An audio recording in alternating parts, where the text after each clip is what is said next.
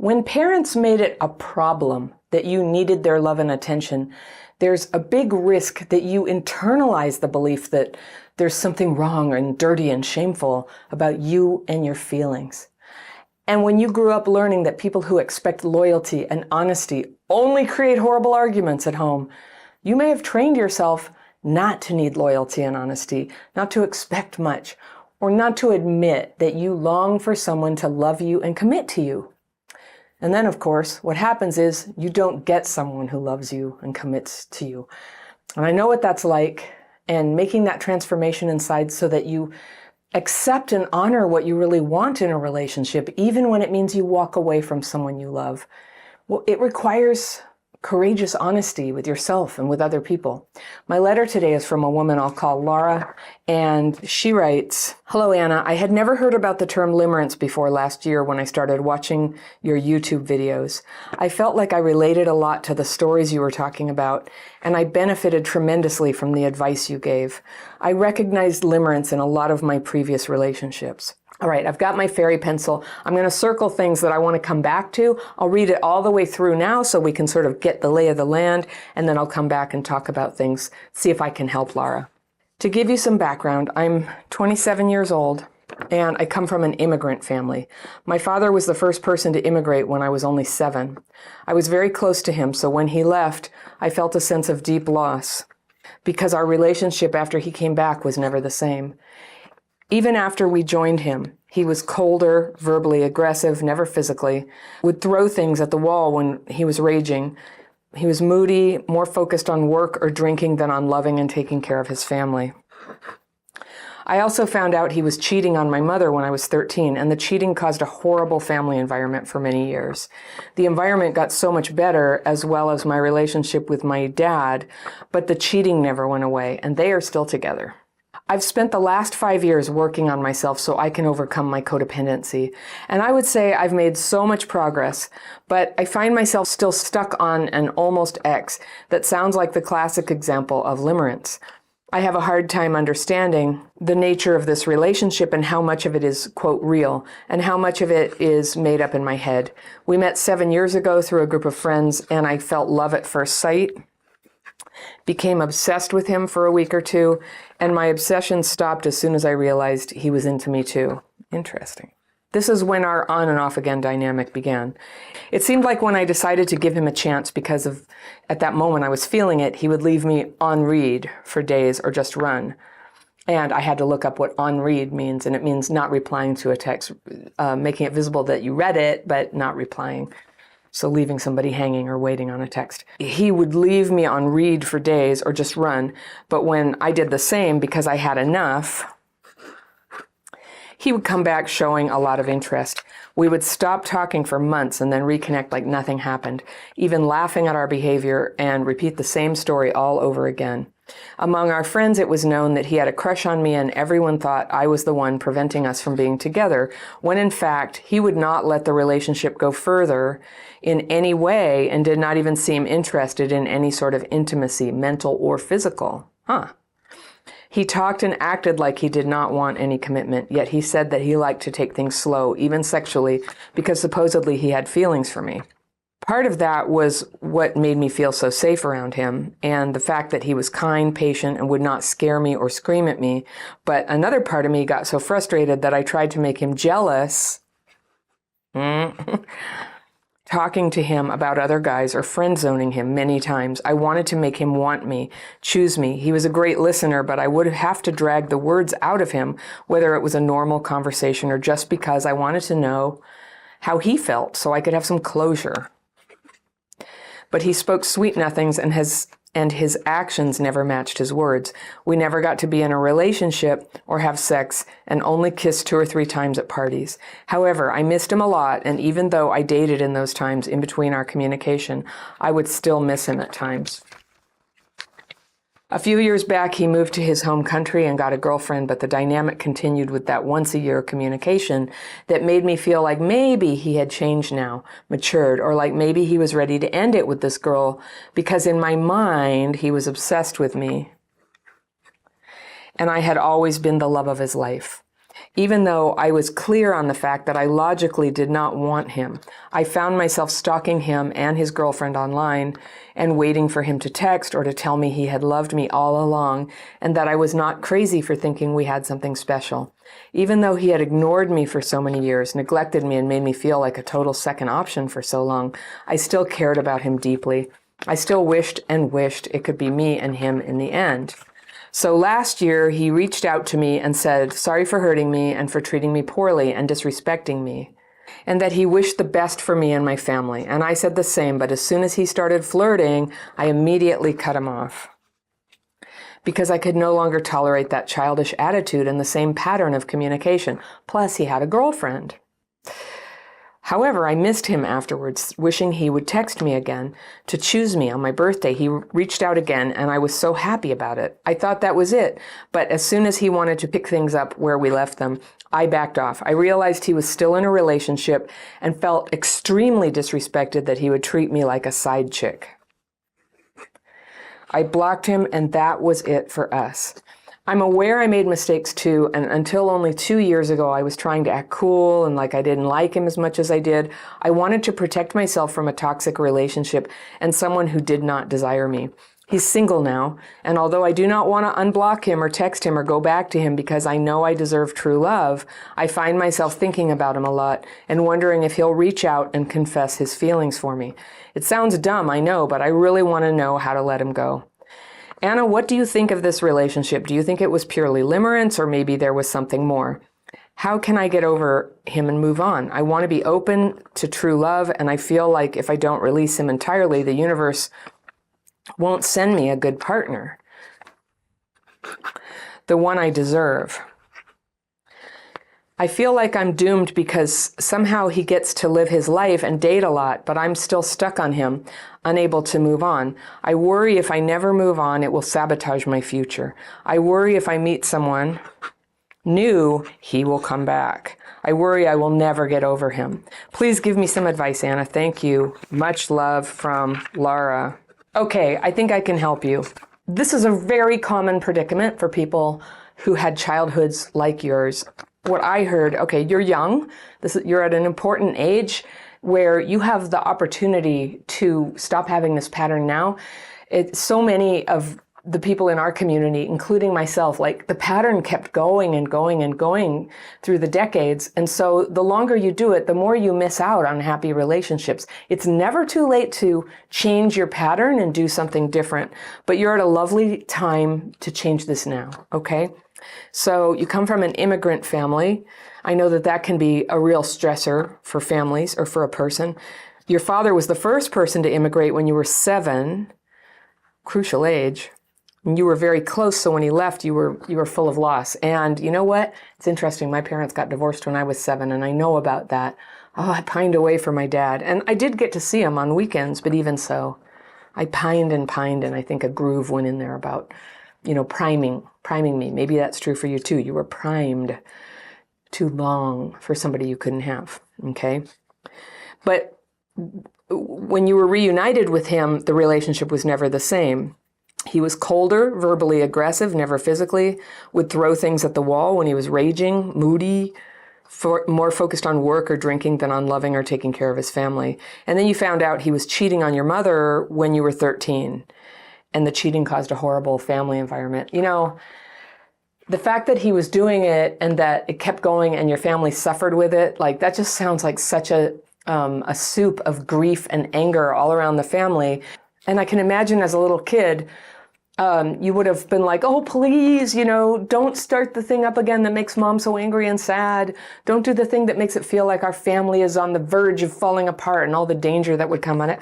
I would just imagine, if you had just immigrated to a new country, the fear that your dad was going to take off must have been like an existential threat to the stability of your ability to eat and have a roof over your head. And how frightening for everyone. You said the environment got better over time and your relationship got better with your dad, but the cheating never went away and they're still together. So I don't know. It sounds like perhaps they came to some sort of an agreement or an acceptance that that's how he was going to live his life, and some people do that. But it sounds like the damage was done for you, and it put a mark in you about what you could expect. And what you should learn to tolerate. And this is the thing about what we call crap fit here, where we learn to fit ourselves to a horrible situation. And we get so good at it. You had to do it when you were a kid, right? To be optimistic, to have a connection to the parents you need and love, even though they're saying terrible things about each other and hurting each other, or at least your dad was hurting your mom, who knows. But now, as adults, the job is to start unpacking that incredible talent to just put up with anything, okay? So you've said you've spent the last 5 years working on yourself so you can overcome codependency. Yay, good for you. And you would have to say there's a lot of progress, but you find yourself stuck on an almost ex. I like that word, almost ex, because he's not with you, but your emotions are still going there as if he were. And you feel like it's limerence. And, maybe, regardless of what you call it, I hear the problem here. I hear the painful situation. And you said, I have a hard time understanding the nature of the relationship and how much of it is real. Oh my gosh, isn't that what we do? Like, if you didn't get treated as real, if your needs didn't get treated as real, there just ends up being this pattern of confusion later, isn't there? About like, is this real? Am I real? Do I deserve what I want? Do I deserve to say what I want? And that's what happens. So I'm here to validate you are real. You're a real woman who really needs love, and it's real. And so having this kind of like quasi, fakey relationship with him, I can only imagine how unsatisfying and painful and invalidating for you. Your healing is at a point where your mind is still thinking that maybe if you are nice enough or tolerant or cool enough that somehow he'll come around. And I hear how you simultaneously have awareness of that, but it hasn't quite gone over the edge where you're just like, screw this, and you emotionally move on. So let's see if we can help you do that. Okay. So you met this guy, and it was love at first sight, and through friends, and you became obsessed with him for a week or two, and then as soon as you realized that he liked you too, you weren't. The obsession stopped. So that part was limerence, okay, I guess. But early in a relationship, like, everybody gets a little bit obsessed, or stars in their eyes. It's like, oh, they're perfect in every way. But the limerent part, I think, is where it was only when you thought that he didn't love you back that you felt magical about him, right? And then it's like, oh, he likes me too. Now it is what it is, and you start seeing the person, and you have to ask yourself, am I interested in that? So that was when your on and off dynamic began. I can just really see in your history how you were primed to respond strongly, emotionally, viscerally attached to an on-off thing. Your dad left, he came back, but he was terrible, he was mean, you tried. I see it. It seemed like when I decided to give him a chance, because at that moment I was feeling it, he would leave me on read for days or just run. So it sounds like he had a similar thing to you, where he loved you when you were unavailable, and when you were available, he ran away. So this is kind of a case of two avoidance coming together. There might have been a great chemistry there, but avoidance are people where the actual intimacy is like kind of overwhelming. It's like drinking from a fire hose. It's too much in your face. And even though you're not conscious of it, it's like you have this intense urge to run away. So it doesn't mean you're bad people, but I'm going to guess he had some stuff in his past too. Some people, if they're very charming, they can get away with this quite a lot. Some of us are very sincere, and sincerity is actually the way to be. Sincere is the way to be, but sincere with a charming, manipulative person is going to ruin everything. So what happens is that old crap fit tendency where you're like, I can work with somebody who's being mean and terrible and threatening to destroy our safety. I can live with this. That part of you kicks in and goes, if he runs away, I'll just change myself. I'll pretend I don't like him. I'll pretend I don't care. I'll be cool girl. We talk about cool girl here. And we don't want to be cool girl. We think that's what guys want. And certain charming, avoidant guys will let you stay in their orbit for a while if you're really cool. And what does cool mean? It means I don't expect anything. You can do what you want. I'll be your friend. Yeah, we'll be just friends. Me, you, and your girlfriend.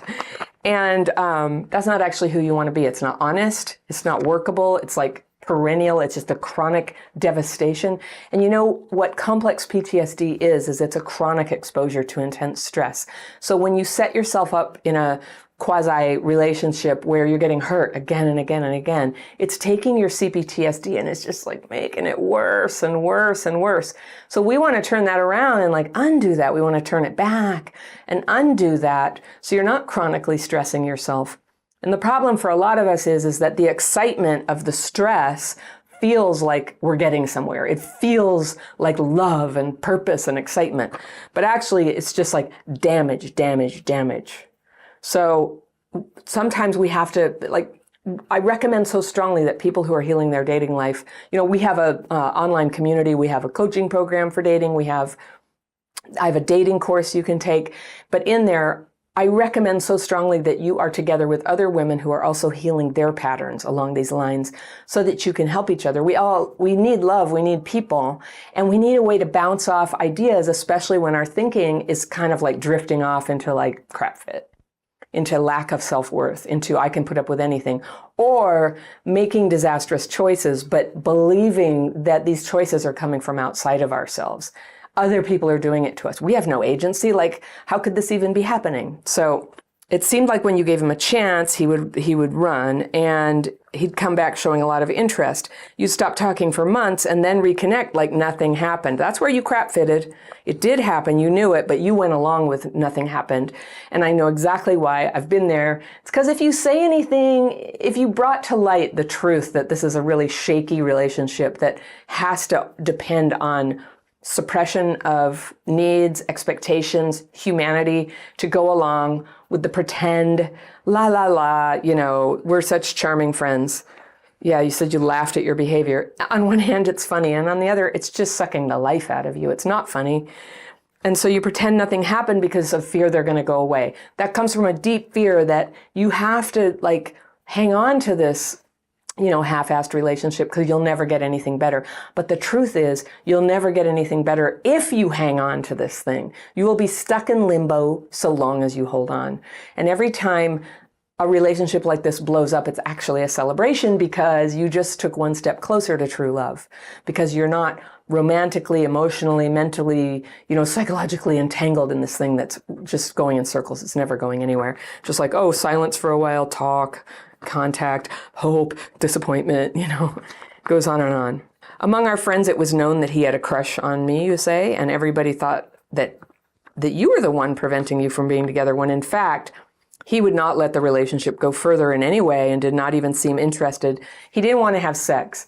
So that's interesting. I've heard from a few women. We've done some letters from women who are with guys who do the same thing. They tease interest, so get the woman kind of romantically, you know, interested, and then they run away, and even if they have the chance, they don't have sex. So it's not that. They're not just trying to get laid. That's not what it is.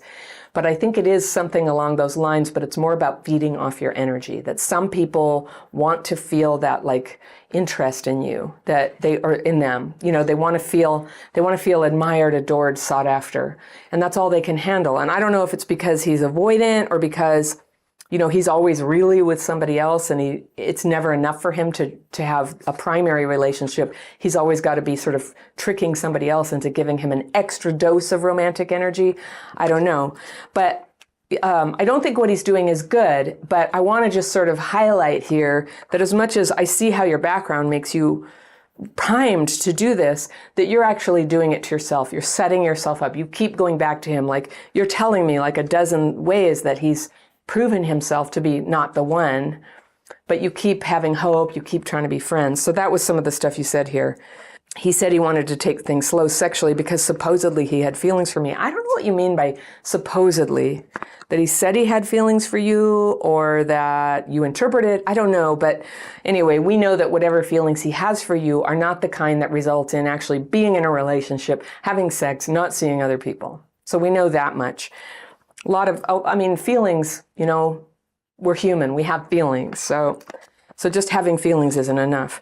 And so you got frustrated, so you tried to make him jealous, talking about him and talking to him about other guys or friend zoning him many times. So I totally get it. You had intuited that when he can't have you, he gets really into you. But real love, you talk about, in your letter, you talk about real love and craving that true love.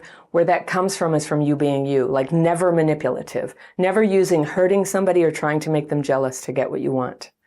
So it's it's a natural instinct to try to get those feelings back. And sometimes actually a person getting jealous, a person on the fence who gets jealous might realize the jealousy might actually get them off the fence and go, you know what, I got to show up, stand up, and be in this relationship.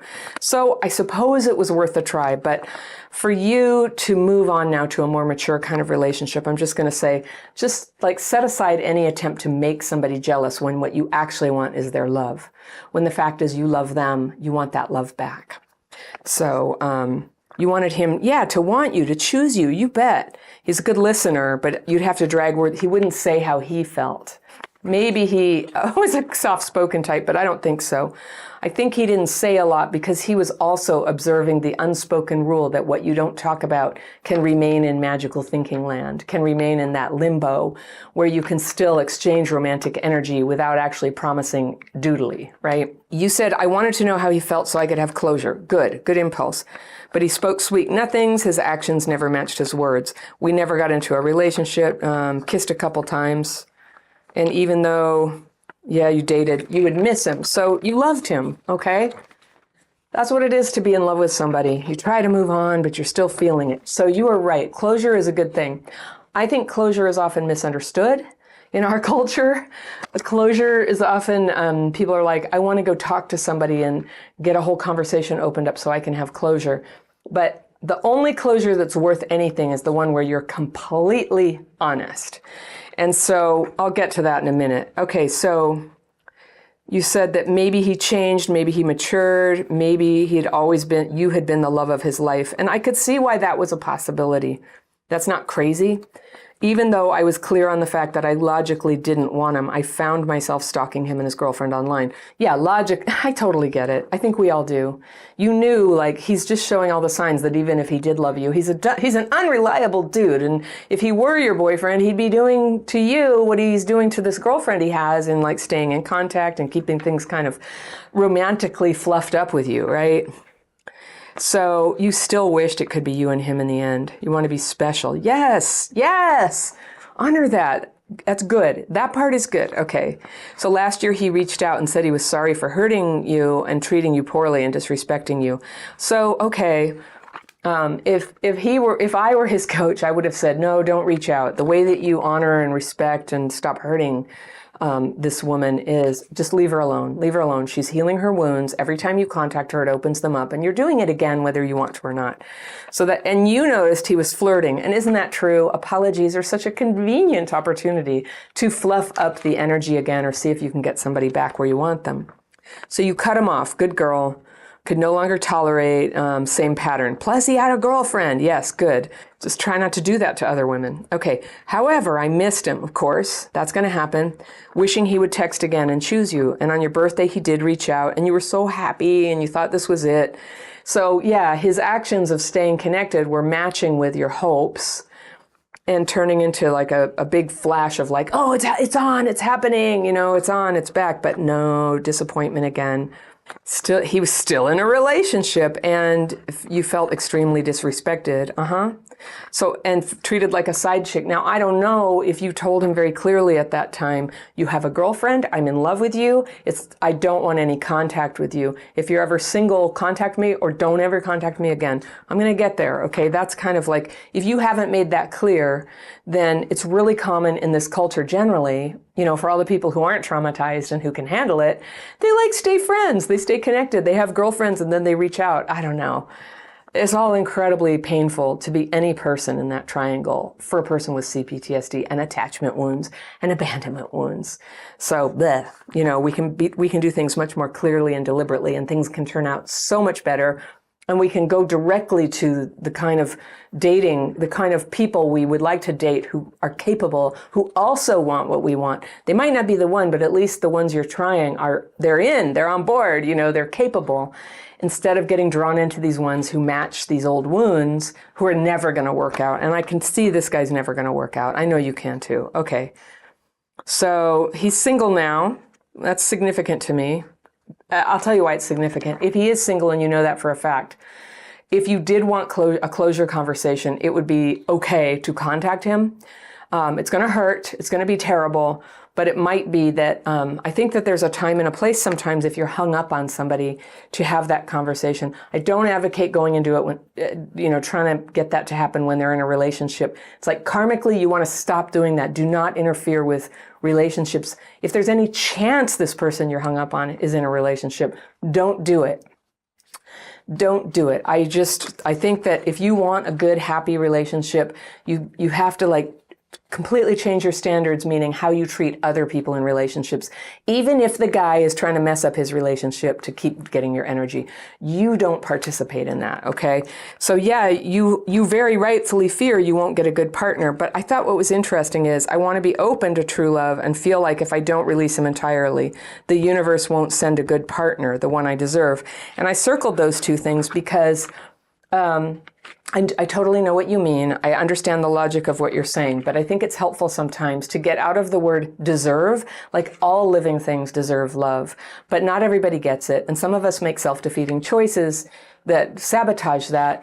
And so the deserve thing, I think and also that the universe will send you something. It's still kind of going on this model of, if I'm a good girl, daddy will give me what I want, And there's a more empowered way to look at that. It's like, if I get very clear about what I want and I'm honest with myself and other people about where I stand and what I expect in a relationship, I can participate in building a better relationship. That's taking it out of that magical daddy realm and putting it in your hands entirely. You're empowered to change how you handle things, to be very clear about your standards and to pursue your standards and reject what doesn't meet them and continue to cultivate what does. You can do that. That is empowerment, okay? And so you feel like you're doomed. You're not. You can change. He gets to live his life and date a lot. Yeah, he gets to date a lot, right? And have those avoidant relationships. Whatever, who knows what kind of life he has ahead. You don't know because he's not in your life anymore. So you do worry he'll come back. So this is what I suggest to you. Completely block. So you young people, you do this thing blocking, but it's not just, blocking is not enough. It's that you have to make a decision. I'm not going to contact him anymore. If he contacts me, I'm not going to accept it. You can use blocking on top of that to reinforce it. But I think so often people use blocking as a way to there, take that, I block you, it's like, don't even try to get anything out of him. Don't try to hurt him. Don't try to soothe him. Don't try to apologize or thank him. Nothing. It just ends now. It ends now. No more contact. When you think about him, just go, oops, there I go. Put your mind on a happy thing. Have a handy reference for something happy that you like to think about. Honestly, puppy videos, whatever you need to do, move your mind, keep practicing. No, I don't want to think about that. That's how I give energy to that old groove in me that wants to go back to the empty thing. And it's going to feel like withdrawal. You're going to feel lonely at first. It's going to take a while. It's okay. For that, you want your friends. And I would say specifically women friends who understand, who are working on this themselves, and who will lovingly help you hold up your own, define your own standards and then stick to your own standards. Lovingly. Nobody forces each other. We're all free to have a bad day and text the guy, but don't, try not to. Try not to. So the one caveat is if you absolutely cannot do it, have that closure conversation while he's single. I give you my permission. I don't think it's going to end happily for you, but it could at least give clarity. If you ever talk to him again in such a conversation, I suggest you lay your cards 100% on the table. You say, I've always been in love with you. I always hoped you'd come back. I was totally in pain. That time that I was talking about other people, I was just trying to make you jealous. It was all about you. And I fear that if I don't let go, that you'll come back someday or I'll hang on forever. And then just see what he says. And if he says, oh my gosh, I've always felt the same way. I had no idea. Let's give it a try. Okay, then you have one thing. But you and I can tell he's probably not going to do that. And if it's anything less than full, I'm totally interested too, I'm down with that, then you just say, okay, thank you for helping me see clearly what this was, because with all that shame about feelings and you can't express yourself and you have to modify how you really feel. I don't really love you. I don't really feel hurt that you're, with somebody else and you tricked me and you're disrespectful. Or sometimes we feel like I can show anger to you, but not vulnerability. So finally, one time you're just like, there it is. That's my heart. It could possibly engage him in realizing that you're a vulnerable person, but it doesn't matter. If he's a selfish person and he just wants to take advantage, whatever. If you don't get the 100% that you always wanted from him, then you go, thank you so much for having this conversation with me. I'm really clear that I need to move on, and I need us not to be in contact anymore. So I no longer want to talk to you. Please don't call on my birthday. I wish you the best. Goodbye. And then you go and you cry your heart out for a little while, because all your hopes about what that relationship could be are finally just sitting, looking you in the face, and it's sad. But all you've lost is a vision. You haven't lost a real thing.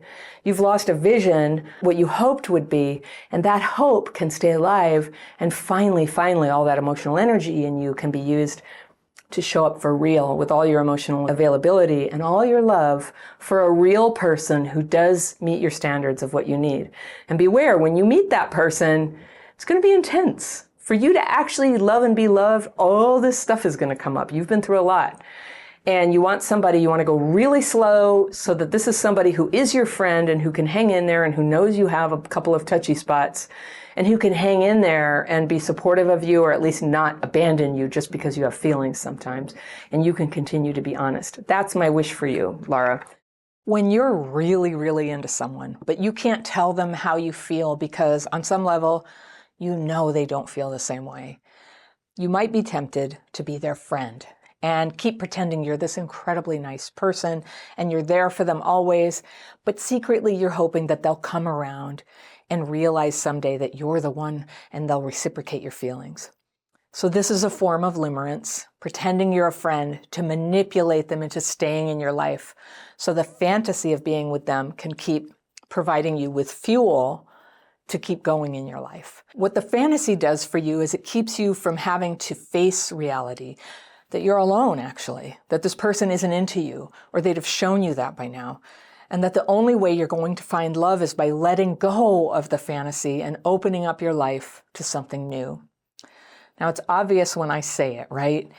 But if you've ever been limerent on someone, and that's the obsession or infatuation with someone you can't have that tends to overpower your life like an addiction to a fantasy of having that love reciprocated, well, if that's happened to you, you've probably experienced how hard it is to let the fantasy die.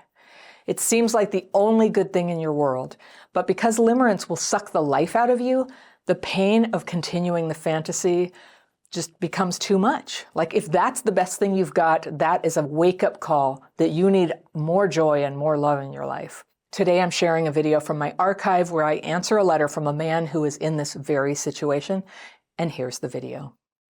If a real relationship is what you want, then it's time to get real about what you really want, what the person you're interested in really has to offer, and what in your own self needs to be healed so that you can stop making the same relationship mistakes over and over again.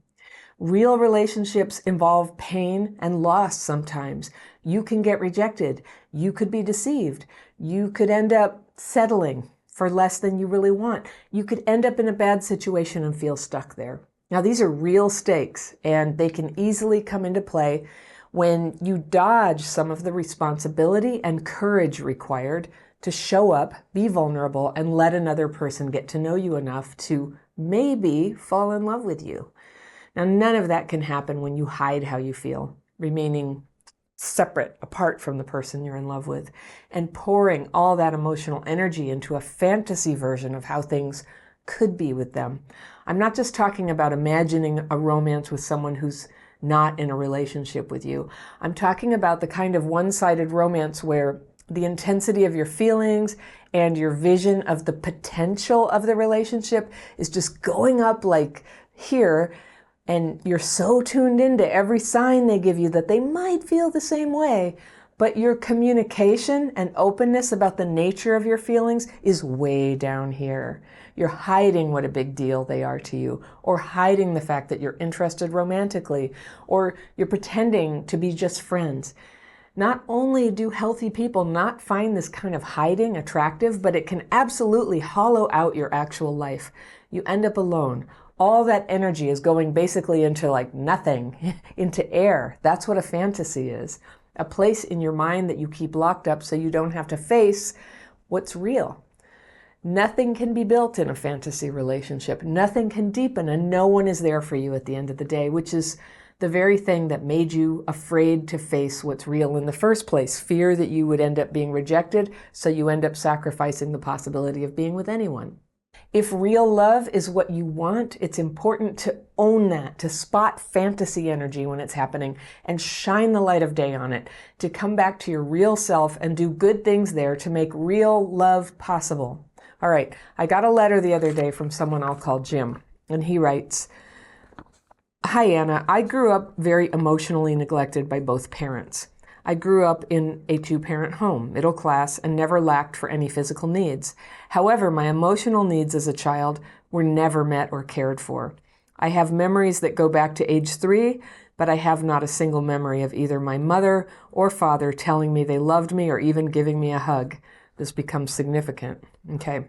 "I was also the oldest of 4 and was often in a situation where I was babysitting or taking care of my 3 younger siblings. My father worked 6 days a week, 10 hours a day, so was absent a lot. I also became the emotional parent with my mother as I took on the role of regulating my mother's emotions rather than her helping me with mine. I hid my emotions and needs, and my primary goal each day was, 'Don't stress out, Mom.' I was always on guard, hiding my own emotions and managing things so she would not get upset. It is only within the past year that I've realized a lot of this. I've learned how my childhood has affected my adult life in many ways, including my relationships. I'm 41 years old, divorced, single, with 2 kids. There were different issues in my marriage, but I can recognize now how I was not emotionally available throughout." See, I circled because I'm going to come back and read it again. And we'll talk about what you said here, Jim. "I had a 4-year relationship after my divorce, but that also ended up not working out. I have a full-time job running a group home for teenagers and a part-time job as staff at a youth center. I also volunteer at 2 other youth group programs. I have 2 kids of my own, ages 11 and 9, and I always have at least one of them with me, so I'm a full-time single dad, not to mention managing my own house. I love my jobs, what I do, and I love my kids and the time I get with them, but my time is pretty filled up, and I don't have much room for a relationship on top of everything else. I get pretty lonely at times being single. I desperately want a relationship and someone to spend my life with. I've been single now for 2.5 years. On to my current issues with limerence. Over the summer, my youth center did our week-long summer camp for teens. I do it every year and love it. Some adult leaders from the other youth group programs were there to help.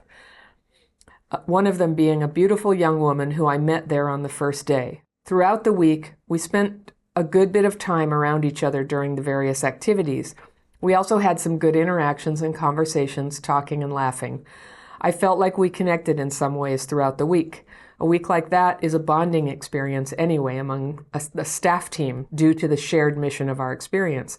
But I found myself really liking her and putting in effort to be in situations with her. She displays all the qualities I would look for in a woman and was also there involved in something that I find important and love doing. It made sense that I would be attracted to her and would like her. She is younger, 28 years old, never married, no kids, which all immediately made me pause and figure she would never go for someone like me. It's not like I'm out searching for younger women. I just happened to meet her, and she has all these wonderful qualities that I'm attracted to. I also don't meet women much in my regular routine. Running a group home with all-male staff and working with teenagers doesn't lead to many opportunities to meet available women. After the week of camp ended, I could not stop thinking about her. I desperately missed being around her. I connected with her on social media and sent her a message, just a hey, it was great to have you there and it was great to meet you kind of message to get a conversation going. We sent a couple of messages back and forth casually, and then she stopped responding and never even read my final message. I knew I couldn't bombard her with more messages, so I left it at that. I felt crushed that she stopped responding and that she obviously did not want to communicate with me as much as I did her. I wanted to keep a connection going, and it hurt a lot to come to a realization that she did not feel the same. If she had, she would have kept talking.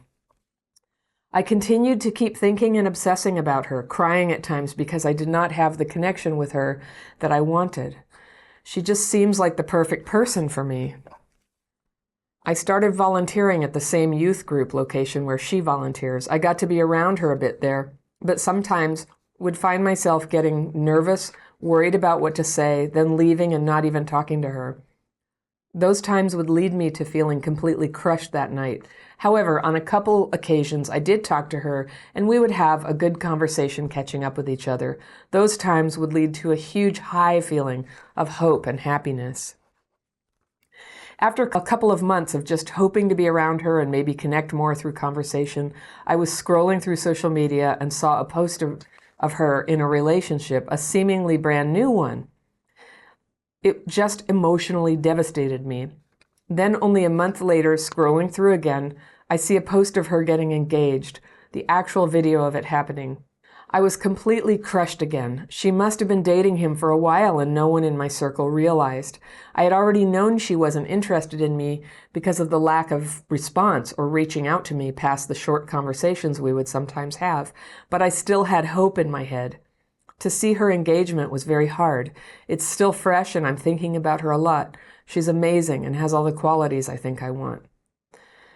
From what I've learned about limerence, says Jim, it seems like this is what has been going on with me. This is not the first time I've gotten this way over a woman I was interested in. What I'm wondering is this really limerence or is this normal feelings? Are these normal feelings from meeting someone you're attracted to, someone you're interested in? How do I know the difference? I don't want to shut down my feelings, but I also don't want to have unhealthy obsessions or get too caught up and hurt more. How do I control it? It's so difficult to pull myself out of those low times, the sadness and the depression and the loneliness. I want to feel falling in love with someone. I want to feel all the good feelings that come with that, but I also don't want to keep feeling what I'm feeling right now. I'm also worried that I didn't even know what a good and healthy loving relationship feels like. I want to love and be loved and haven't had that in my life. I also worry at times that maybe I focus too much on the obsessions and may miss something else good. The situation has really caused me a lot of heartache over the last several months. All right, from Jim. Oh, Jim, that's a hard spot to be in. I think a lot of people here can relate. I know I can. And I'm going to go through your letter now again and highlight what I learned about you and what I can suggest to you based on what you wrote, okay? So you grew up emotionally neglected by both parents. And what you're going through now really matches that, okay? You grew up in a two-parent home, middle class, never lacked for any physical needs. Just goes to show that's not everything. However, your emotional needs were never met or cared for. You said, I have memories that go back to age 3, but I have not a single memory of either of my mother or father telling me they loved me or giving me a hug. All right, that right there's a reference for us. That kind of matches what you're describing about your adult relationships. So there we can zero in on what you're missing. What you may be missing is just that baseline foundation of knowing what that feeling is so that you can recognize it and not settle for less. All right, so let's go through. I was also the oldest of 4, was often in a situation where you were babysitting or taking care of younger siblings. Interesting that you did that, and now you work in youth homes. I think your work is noble and real and everything, but it's just interesting, the caretaker of young people. Your dad worked 6 days a week, 10 hours a day, so was absent a lot. And I thought that was interesting because it sounds like you're never home, and we're going to get there. You had to become the emotional parent with your mother and take on the role of regulating her emotions rather than her helping me with mine. So I'm thinking in group homes, that's where that skill is coming in handy. So, interesting resonance between then and now. And not easy, like just knowing how to take care of somebody rather than be loved. I hid my emotions and needs, and my primary goal each day was don't stress out, Mom. So I hid my emotions and needs, and there it is. There it is. Let's just shine a big bright light on that. I hid my emotions and needs because that's That's what I think is going on right now. You were always on guard. You were hiding emotions, managing things so she would not get upset. And it's only within the past year or so that you've realized a lot of this. Yay! Realizing it is half the battle, and here you are working on it. So good for you. You're 41, you're divorced, single with 2 kids. They're 11 and 9. What a precious age that is. Very formative for them, the relationship that you have with them. And you recognize that in your marriage, which is over, you see that you were not emotionally available. So I'm not sure, you don't really go into that, but you were not emotionally available. So being emotionally available is a super important thing for a relationship. This is your call to action now, that your job now is to start to learn to be emotionally available. And I'll tell you a couple things you can do to get started on that as we go through this, okay? But emotional availability is so important. So it's good you recognize that you hadn't done that. Then you had a 4-year relationship after your divorce, but that didn't work out. You didn't really comment on why, but I'm going to guess that it had to do with you hiding emotions and needs and not being emotionally available. So you have a full-time job running a group home for teenagers and a part-time job as staff at a youth center. Okay, so that's 1.5 jobs. You also volunteer at 2 other youth group programs, and you have 2 kids, 11 and 9, and one of them is always with you, so you're a full-time dad. Okay, so Jim, I'm calling you out. If you're doing a full-time job, a part-time job, and 2 volunteer jobs, when are you with your kids? When are you emotionally available to them? I really seldom really get in people's faces with stuff, but I just want to say, the volunteer jobs, I'm not hearing why they're important. I get that this woman that you were into worked at one, and we'll talk about that. But just for the sake of the kids, I think having been a single parent for 9 years of my mom years, I split from their dad when they were 1 and 4, not by choice, but it was for the best, and then remarried more recently, so there were 9 years I was not married. So I know how hard it is. And I know that a person who's being a single parent needs time when they're with adults, needs time when they're enriching their lives. Of course, everybody needs that. And you may need to go on dates and all that. So you need some time that's not in the full-time job. And I'm assuming, you haven't said otherwise, that you're splitting custody with their mom. So there's nights when she has them, but for some reason you have this arrangement where one of them is always with you. So that's interesting. I don't know why that is. Maybe that's necessity. But if they could be together, then you would have nights free for volunteering. But otherwise, kids are always at home without you. So that kind of, to me, I'm like, whoa, what's going on with all that? Where are you? Emotional availability to your kids is the most important kind of emotional availability you can do right now. And I think you'll be surprised how rich your life gets when you have those more connection with your kids, which can only be gained through time with your kids. And that the pressure to find romance, it's real, and I totally hope you find that for yourself. But once you're a parent, that has to go at a certain slower pace, and it needs to be kept farther away from home, because that relationship with the kids is sacrosanct. It has to be protected. So that's what I just want to say, is that quality time with your kids. I hate that word quality time. That's like what busy people do to pretend they're there. Really, really being close to your kids is going to be a powerful antidote to the loneliness you feel. And yeah, it's not the same as a partner, but it's more important than a partner right now. And when you do meet a good person who is partner material, you having a good relationship with your kids is going to be an absolute good thing for all 4 of you, the kids, you, and this new partner. Having a peaceful life, having loving relationships in the right order, that's top line order is kids first. Having that in order is going to first signal to a healthy woman one day that you're a good guy. That's what a good guy does. And I just know, being too busy all the time, it's a strategy to avoid pain and to avoid loneliness.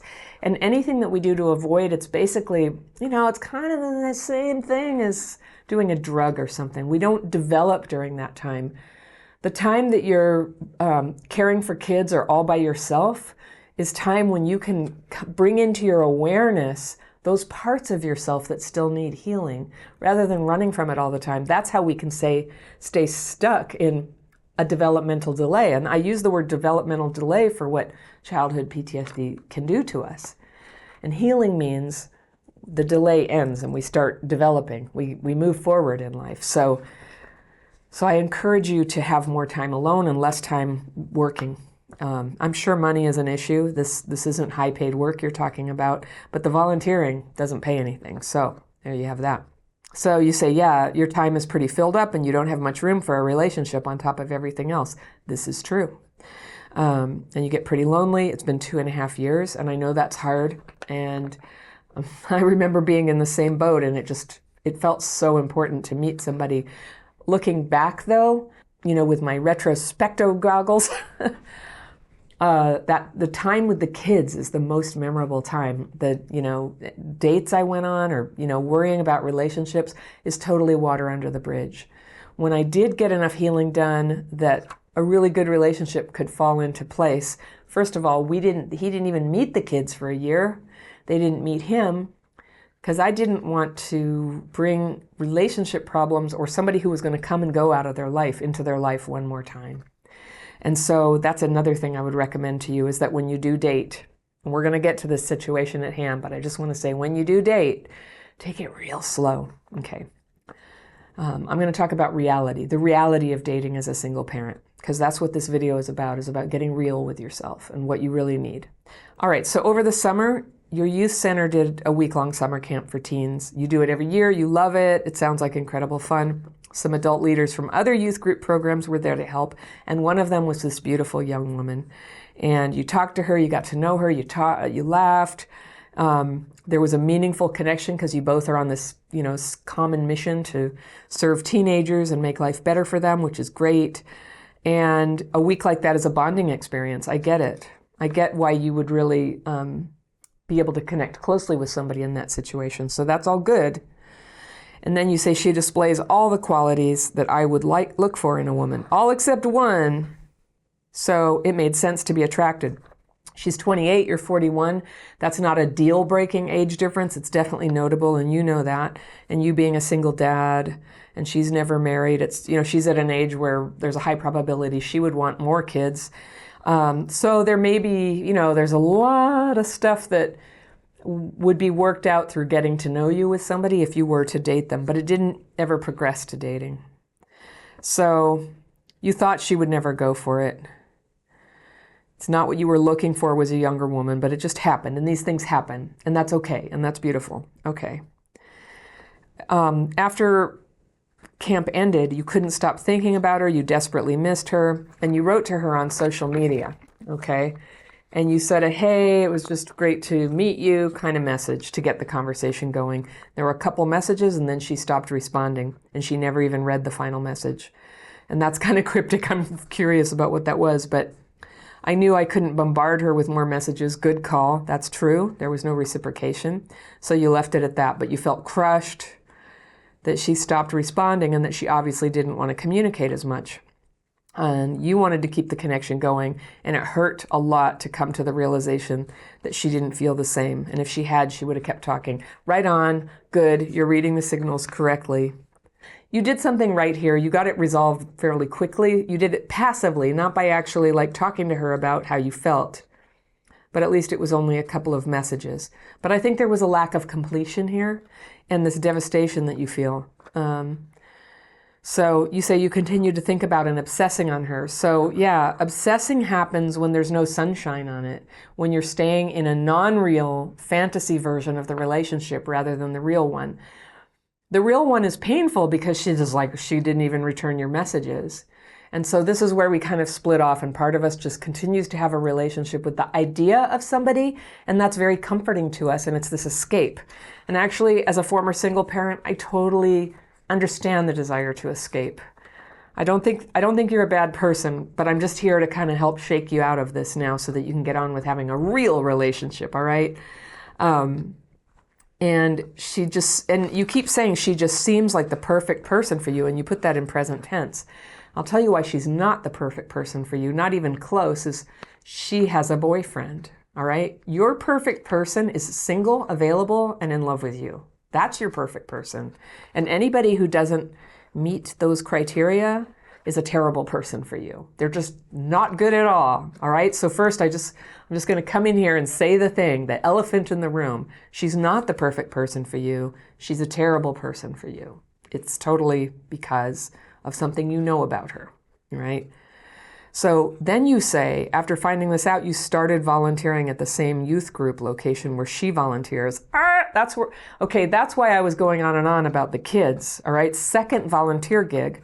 I just do not feel from what you've told me you have time for this. And she's already she's not interested in you. So this is where I kind of saw the CPTSD behavior of yours. Everything else, I'm like, no, I get it. But where you volunteer with somebody who rejected you is where your CPTSD got control of the steering wheel of your life. All right. And you get to be around her there, and then you get to talk to her, and you're nervous, and sometimes she talks and sometimes not, and good conversation. And then you'd get a high if she did talk to you. All right. So that's you in limerence. That's you doing the drug of limerence, of going and like wasting your precious time at another volunteer gig. Like you have full-time job, part-time job, volunteer gig, now another volunteer gig to be around someone who rejected you. I'm just driving it home here. This is not a good idea, and she's not the perfect person. So a really good thing happened, in my opinion, and it's that you were looking at her stuff on social media, and you saw she's in a relationship, and it devastated you, but that was a good thing to happen. Like, it burst your bubble. You having your heart broken by realizing she's in a relationship was you coming to Earth. Earth is a good place to be for you. Okay? Earth is where all real love is, and where the women are who might fall in love with you. Fantasy is where nothing is. You can keep like putting your thoughts on it, but it never gives you anything back. All right. So that's why I say, I'm glad you had that painful experience of that. And then further, you saw that she got engaged, and you learned this had been going on the whole time. So what you have an opportunity to do here is think back about the interactions you had and how you were thinking, searching for signs that she was maybe into you, which is what limerence is. You just like, maybe here, maybe that cryptic thing she said was really meant to say this. But where she was coming from was she had a boyfriend who was about to propose. She was probably thinking about that, excited about it, in love with him. And you were some guy that she worked with, and you were nice enough, and she talked to you. And then when she stopped responding to your messages means it started to feel weird. It's not just that she wasn't interested in it, but like she stopped being polite to you. And then she gave you another chance to be polite, because what I'm guessing, Jim, is that you put on an act and pretended to be her friend. I'm just your friend. I'm like a guy at work. And this is what we do. This is what we do that makes us end up alone, and I want you to stop doing it. Do not pretend to be someone's friend. If somebody says, like, look, I'm not interested, then back off of them. And if you possibly can, stop having contact with them. And with her, in this case, you can. This is a volunteer gig that you're kind of stalking her a little bit there. So you can back this off and not have contact with her. This is what I want to say to you. You had to hide your needs and feelings so much that some weird kind of shame comes up in you when you have a crush on somebody. And a 41-year-old man having a crush on a woman is not a bad thing. Now, when you're at work, you might have to be subtle and cool about it. But once the work thing is over, the right thing to do if you want a relationship with them is to express it to them. Ask them out on a date. Just say, I don't know, I wasn't sure how you might feel about this. But getting to know you has been really nice, and I wanted to see if you want to get together sometime. That's what you do. That's how you honestly show up with your feelings of being interested to somebody. Now, if you had done this, she would have said, oh, I'm sorry, I don't feel that way at all. I have a boyfriend. It's a serious relationship. And you would have had that disappointing experience like nice and quick. And that's what we're all avoiding, right? When we pretend to be people's friends when we're madly in love with them. That's what we're trying to avoid, is that inevitable, like it's going to be cut off if we are honest about how we feel. Because usually we know on some level the feeling isn't returned. And it's only through that, putting all that energy into the fantasy that we can kind of keep it going. But even if we have no idea how they feel, or we honestly believe they're interested, sunshine is a very good thing. And if someone's interested in you, they will welcome the news that you're interested. And if they're not interested, very important, again, like if you're in a work situation, like at the summer camp, that could be harassment. But once the whole thing is over, you can come out and be honest And that is you being your full self. You know, you're a grown man and you get to have feelings and you get to ask people out and express yourself. And the growth part for you is to start to have the experience of gracefully handling it when somebody says no. And we all have to learn how to do that.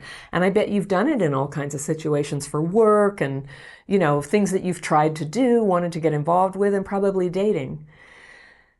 The fantasy can only be protected by avoiding that moment where you come out and show people how you really feel. And the fantasy starts to build up, so the stakes become so high against that rejection that's coming that you start to, you know, put this false self out there. And I'm telling you, there is nothing less attractive than somebody going, oh yeah, I'm your buddy.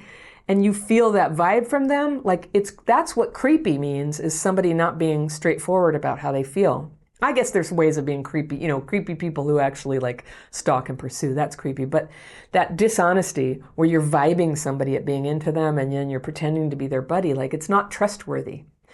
And I want you, Jim, to have like a totally like straightforward, open-hearted, honest woman who becomes interested in you at the same time, or you ask her out, or maybe she suggests something, but let's say she hasn't realized she likes you yet, and you ask her, and she goes, oh, I don't know, and then you go, that's cool, well, maybe another time.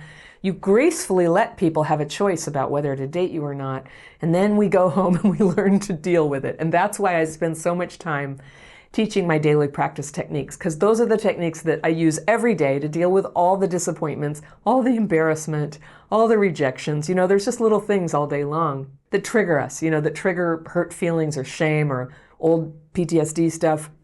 And we need a way to just keep kind of like processing it out, so we can be at peace at the end of the day. It's like, well, I tried. Well, I asked the person. I let them know how I feel. Okay, they weren't interested. Moving on. And that's how you move on. That's how you keep yourself emotionally available, not tied up in a fantasy, not with all your emotions completely unavailable to any real world woman who's looking for a relationship with a guy like you. So that's what it is. It's honesty, transparency, and appropriateness. And that's what I could see in you, that you got trained by your parents' situation to be ashamed of all your feelings and needs, that there's something wrong with it. And you have to pretend to be like Mr. Helpful. I just help people. I'm just so nice. I mentioned this in a video recently, but I read a really good book for men called No More Mr. Nice Guy. And it's a lot about that sort of codependent way of relating to women, of trying to be so nice to get their approval, and how it's not attractive and it never works. And I think you might love it. It's by Robert Glover. I'll put a link down below in the description section for anybody who wants that. I don't know him. I have actually sent an email inviting him, like, come on, Crappy Childhood Fairy. I talk about your book all the time. Maybe someday. If anybody knows him, tell him he should come on Crappy Childhood Fairy. But it's a good book. All right. So then you said, from what you've learned about limerence, it seems like that's what's going on. Yes, I agree. This is not the first time you've gotten this way over a woman, and you were wondering, is it or is it normal? It's like, well, I think we all get a little gaga over people that we are in love with, and we all get a little embarrassed to admit it sometimes. So it's mostly normal. The part where you're holding on to it so long, that's the part that's limerence. And I don't want you to spend another day holding on to a relationship that you already know can't be.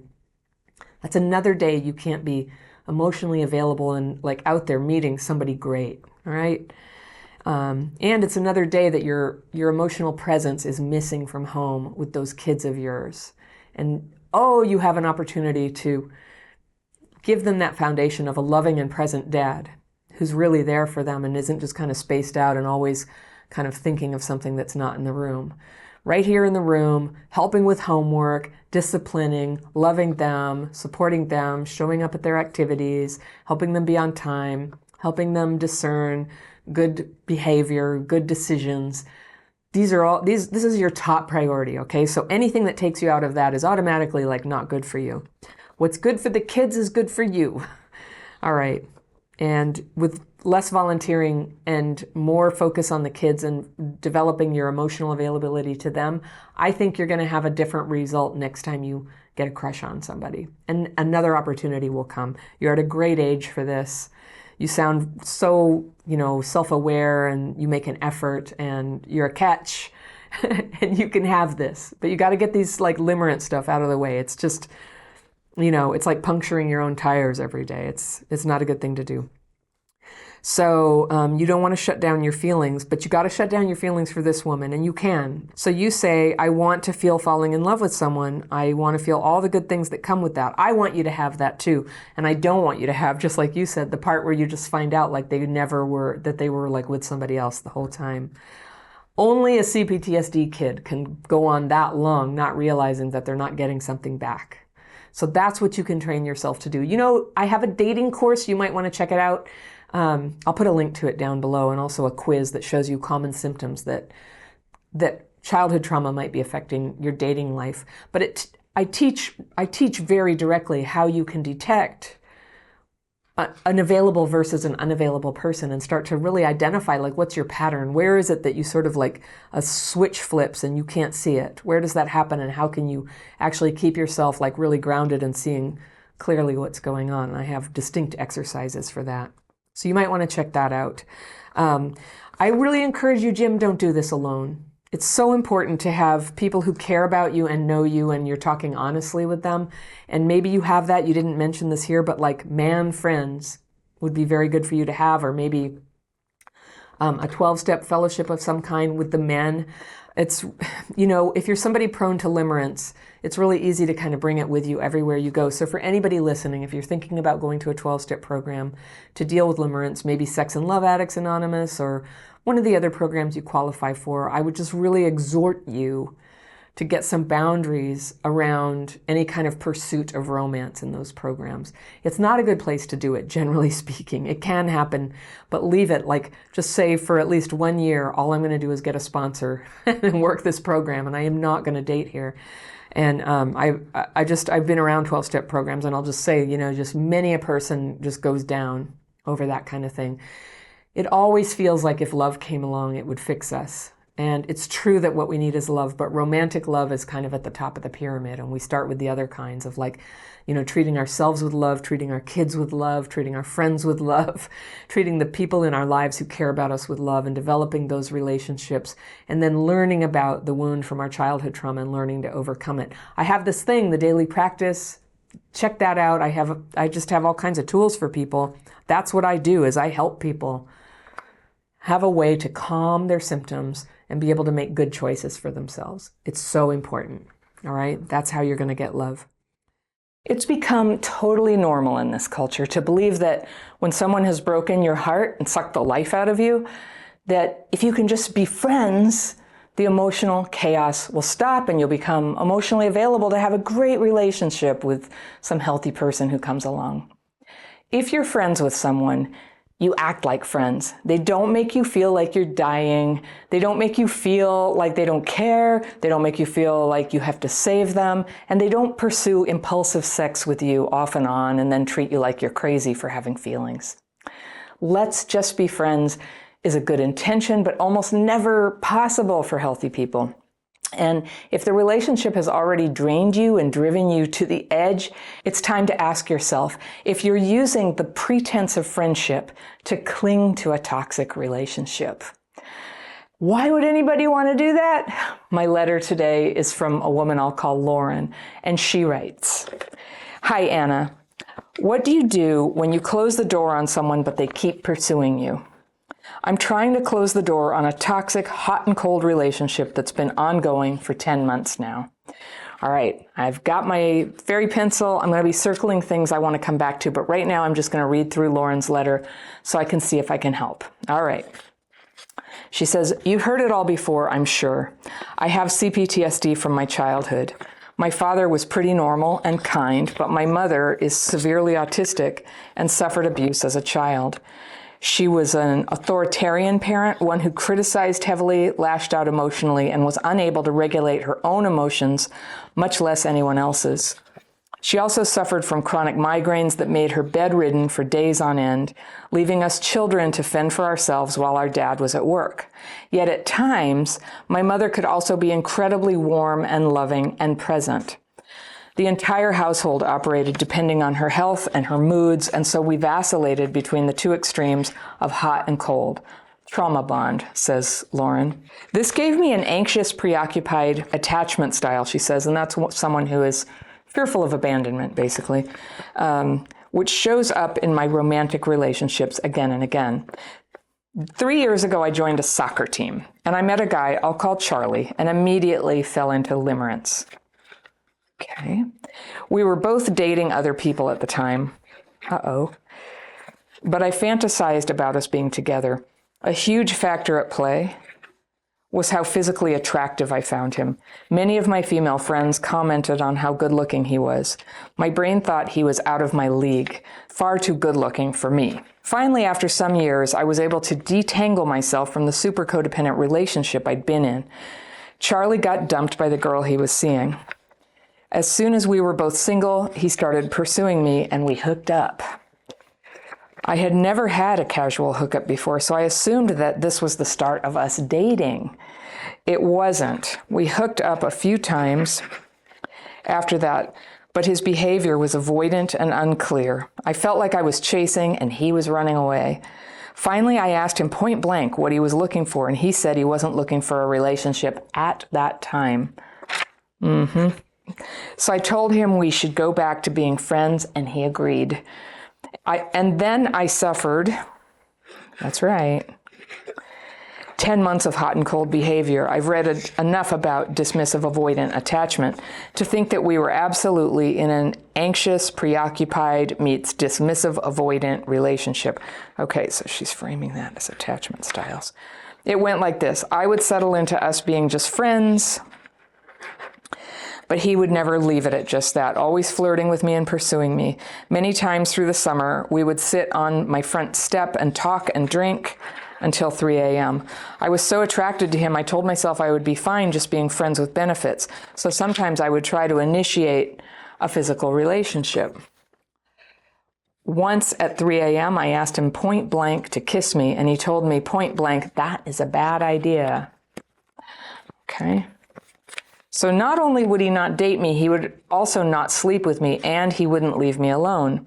As soon as I would get sick of it and start to pull away, he would actively pull me back in. I thought him pulling me in was a green light, so I would start to lean in, and then he would pull away. So then I would pull away, and the cycle continued ad nauseum for months.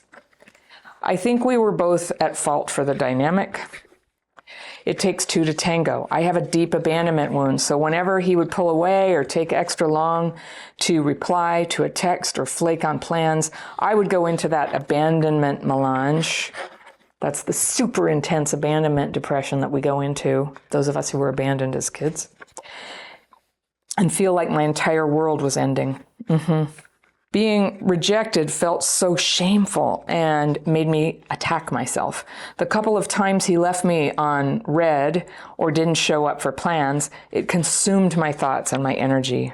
And I obsessed about it and really tore myself apart for being clingy and embarrassing myself. She puts those in quotes. My response to perceived rejection, him taking too long to text back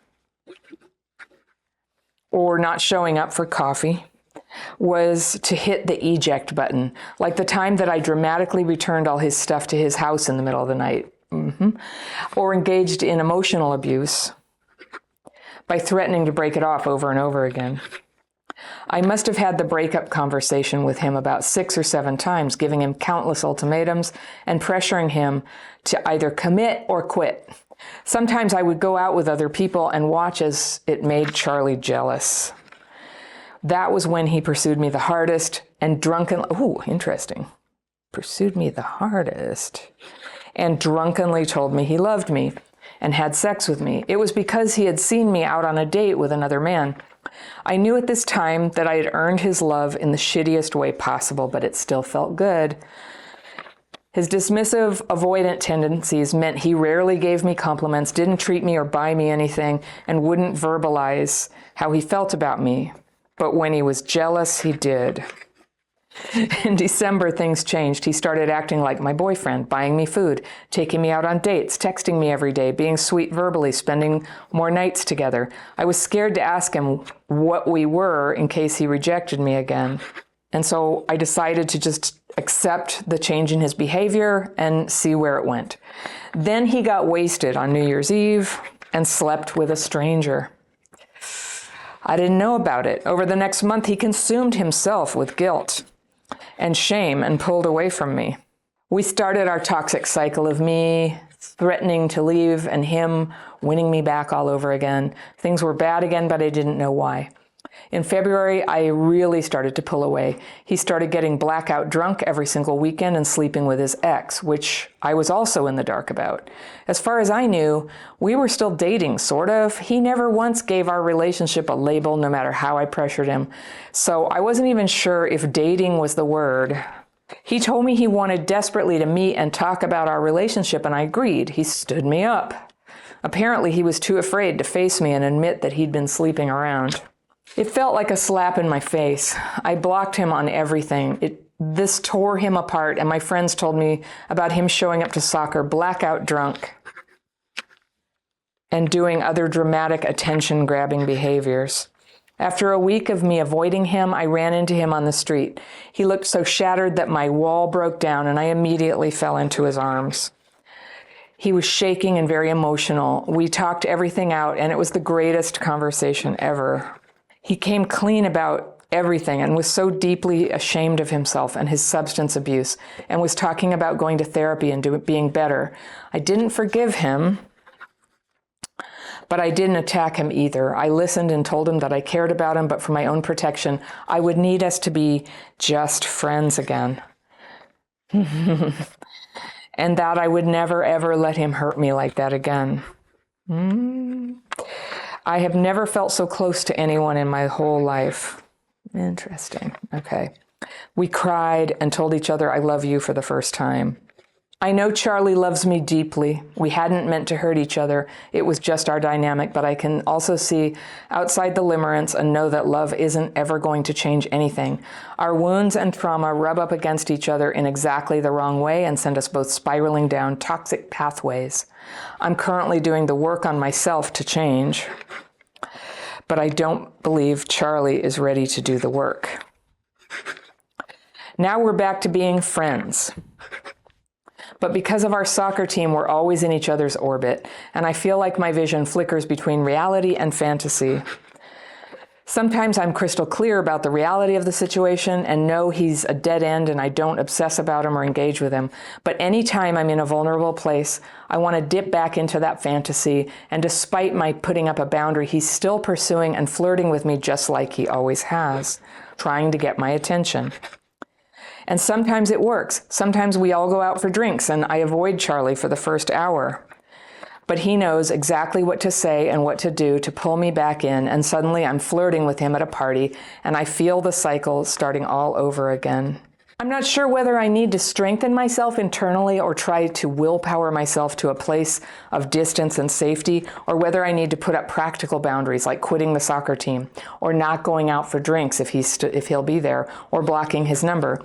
I don't want to do any of those things because I love soccer and all of our mutual friends, and I don't want to pull away from any of that.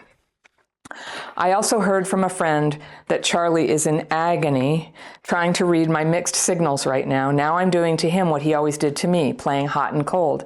I can't imagine what it feels like for him, living in limbo, not knowing whether he has a chance with me or whether that door is closed. Actually, I can imagine, she says. I lived that reality for 10 months.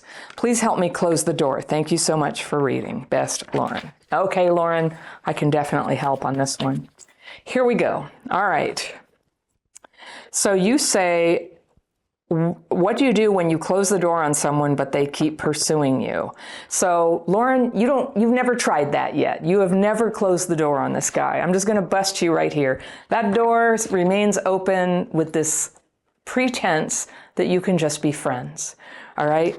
This is going to be a little bit of tough love because I know it's making you miserable. I know what it's like to be in this type of relationship, and I know it's not going to turn out well. All right.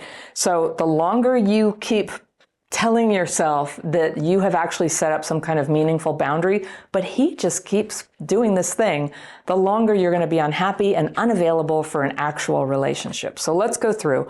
I'll show you what I saw here. So in your childhood, Your mother was severely autistic and suffered abuse as a child, and she was authoritarian, and she had chronic migraines, bedridden. You've had to fend for yourself. She'd be loving and present, and then her mood would get terrible. And there it is. There's where you got stamped with your trauma bond flavor. And the worst thing, our trauma as kids can turn into something that draws us in as adults, to the point that I would say that the game of cat and mouse is actually erotic for you, all right? This thing where somebody draws you in, rejects you, draws you in, gives you a heightened emotional experience every time they take you back, that it's addictive. It's just addictive, and I know, and so many people who write to me have this. It's not your fault. It's not your fault you have this, but it's a terrible way to live your life. It's just as miserable as if you had a problem with alcohol or drugs, all right? So let's go through here. So it was 3 years ago, you joined a team, you met the guy, and immediately fell into limerence. So you had a fantasy.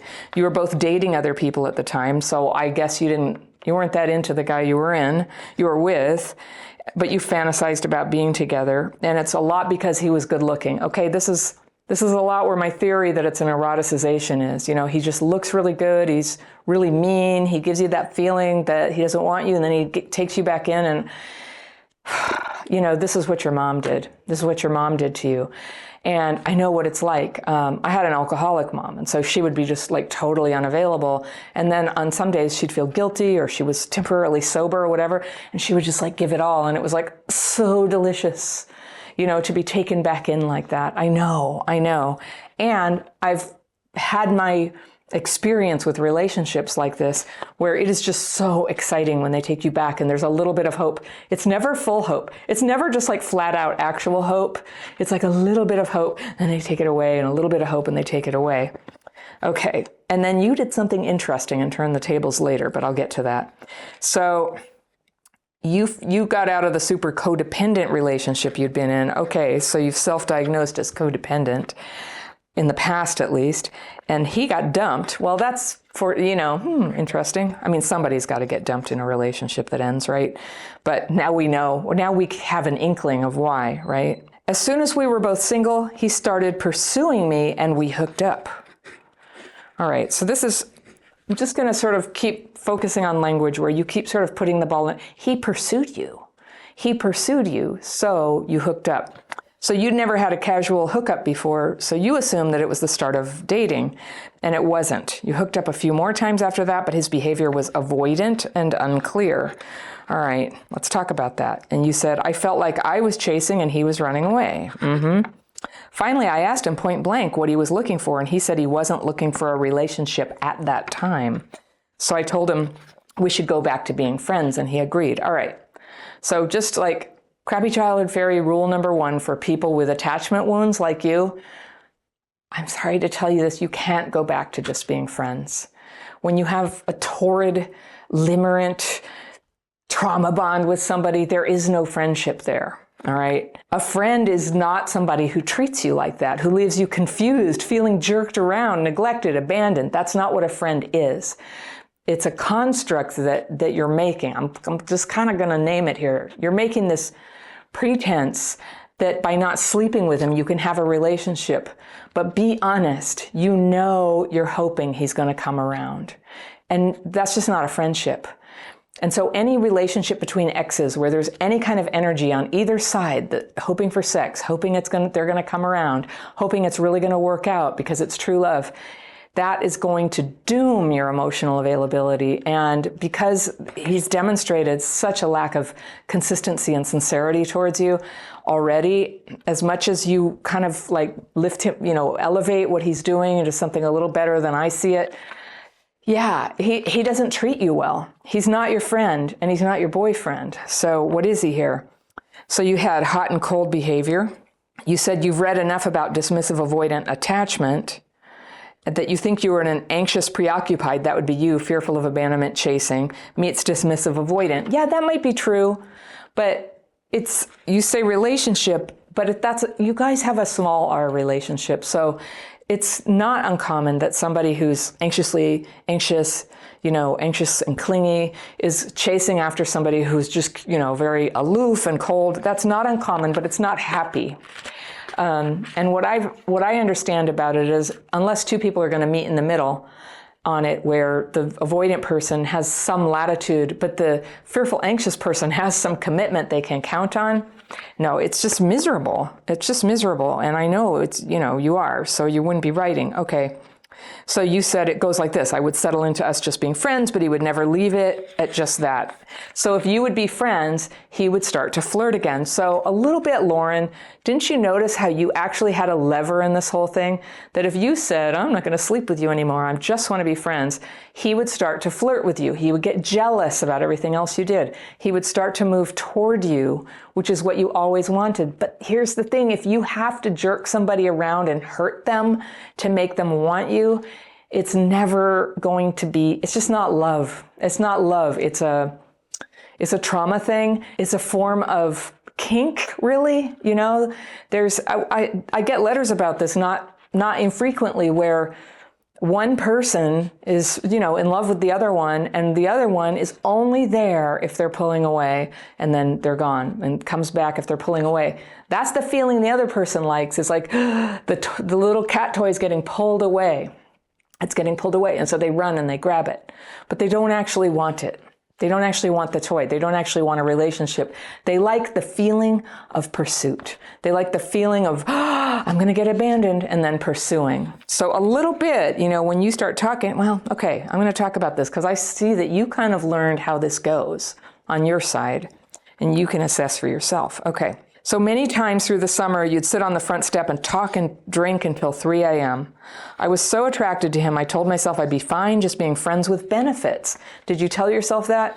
Well, when you're in love with somebody, you're not going to be fine with being friends with benefits. I think you got that. You were friends with benefits. What sort of kept messing up the relationship is it wouldn't turn into more than that, right? So sometimes you would try to initiate something. You asked him to kiss you and he said it's a bad idea. So there's one moment where he was showing some better judgment. It was a bad idea. Do you know why? This is the painful part. Because he wasn't into you in that way. So some people are perfectly happy to have friends with benefit sex, but they're not into you. And he had known you well enough at that point that, I know it's painful, right? But I know this is what it is, but you're just trying to, like the anxious avoidant thing, you're like, maybe there's a psychological explanation. Maybe it's just a trauma injury, but he's just not that into you. And he also sounds like a whole basket of problems as you sort of get into what ended up happening. So even if he were into you, not a great match here. So not only would he not date you, but he also wouldn't sleep with you, and he wouldn't leave you alone. So yeah, won't date, won't sleep with. He actually didn't want to be romantic with you. So he did, he was willing to do that to stay friends. But you couldn't, that we can't help who we fall in love with. We can't help who we're attracted to. So at least you were honest. You were just coming from where you were. But the part where you got dishonest is where you promised that you guys could just be friends or just friends with benefits, or that you would stay friends, and you were really firm about that. That was an experiment, I would say. You were experimenting to see how that felt for you and how he reacted to it. But there's only ever been one thing you wanted out of this. You wanted to be with him for real. There's no shame in that, but it's not to be. Okay? So you say you're both at fault for the dynamic, for sure. You have a deep abandonment wound, And so every time he would take a long time to reply to a text or flake, or, you would go into abandonment melange. It's horrible, isn't it? And I know what that's like, so abandonment melange, it's this phenomenon. Pete Walker named it. For somebody who was abandoned as a kid, when there's something that triggers that old wound, this intense toxic cocktail of grief, rage, panic comes up, and it feels like the end of the world. And that's literally the words you used. The world was ending. Those are the words you used. And then being rejected feels shameful, and made you attack yourself. I totally understand. So he would do that. He'd leave you on red, and it would consume your thoughts. So that's what obsession is like. That's what relationship addiction is like. It just absolutely consumes you. It stops you in your tracks. And, just gently, I want to invite you, when we finish this letter, to just do some reflection on, like, what has it cost you to have all that life force of yours go into something that just is a drain? It never pans out into the relationship you want. You've tried every permutation of how you can accept how it is, make do with it, date somebody else, but it's not flying, is it? That's the nature of love, and it's sad but real that, there comes a time when you actually do have to close the door. And you said you wanted to do that. Oh yeah.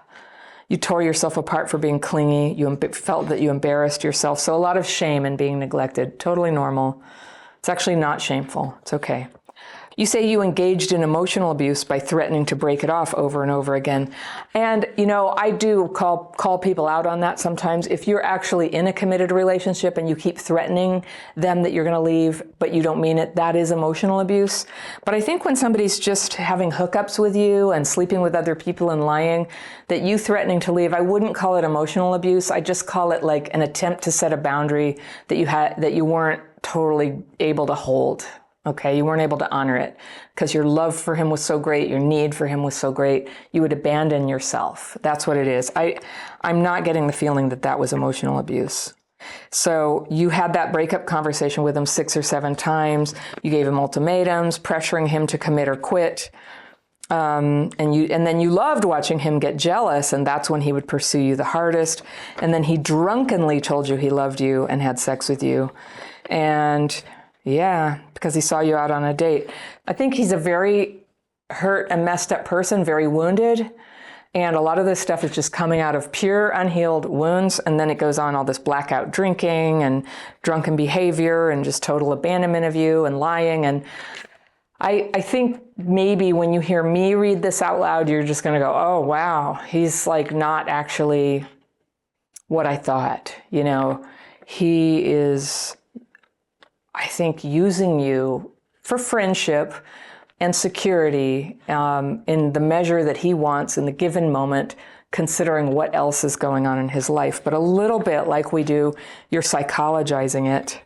And you say his dismissive avoidant tendencies meant he rarely gave me compliments, didn't treat me or buy me anything, and wouldn't verbalize how he felt about me. But he was jealous. When he was jealous, he did. Okay, so you say dismissive avoidant, I say dishonest. If he loved you, he would verbalize his feelings. He would buy you things. He would just do the normal couple things if he loved you and was worried that you were going to leave. I don't think he was that worried. I think the jealousy activates a reflex in him that, it's very convenient for him that you're emotionally and sexually available if he just pursues you, right? I know, it's hard to hear. Sometimes people go, gosh, Anna, you don't have to be so mean. But I don't want to be mean. It's out of like, I know I've been through this and I just want to tell you the truth so that you can really shut the door, so that you can abandon hope. Because it's the false hope that, he's going to change. So this is where your childhood trauma really kicks in when it got dire. So when you started to really pull away, he started getting blackout drunk every single weekend. He started sleeping with his ex, didn't tell you. And you thought you were still sort of dating. If you're still sort of dating somebody and I don't know, don't sort of date anybody. Date them and see if they're the one for you. I know you don't want to be in this sort of entanglement. He never once gave the relationship a label, no matter how you pressured him. So I wasn't even sure if you were dating. I don't think so. If someone's dating you, they can call it dating. If there's resistance to labeling it, they are not. It's just not that. I don't know. You could interpret the word dating any way you want, but the way that you're talking about, no, he's not doing that. He told me he wanted desperately to meet and talk about the relationship. You agreed, and he stood you up. So there you have it. You say apparently he was too afraid to face you and admit that he'd been sleeping around.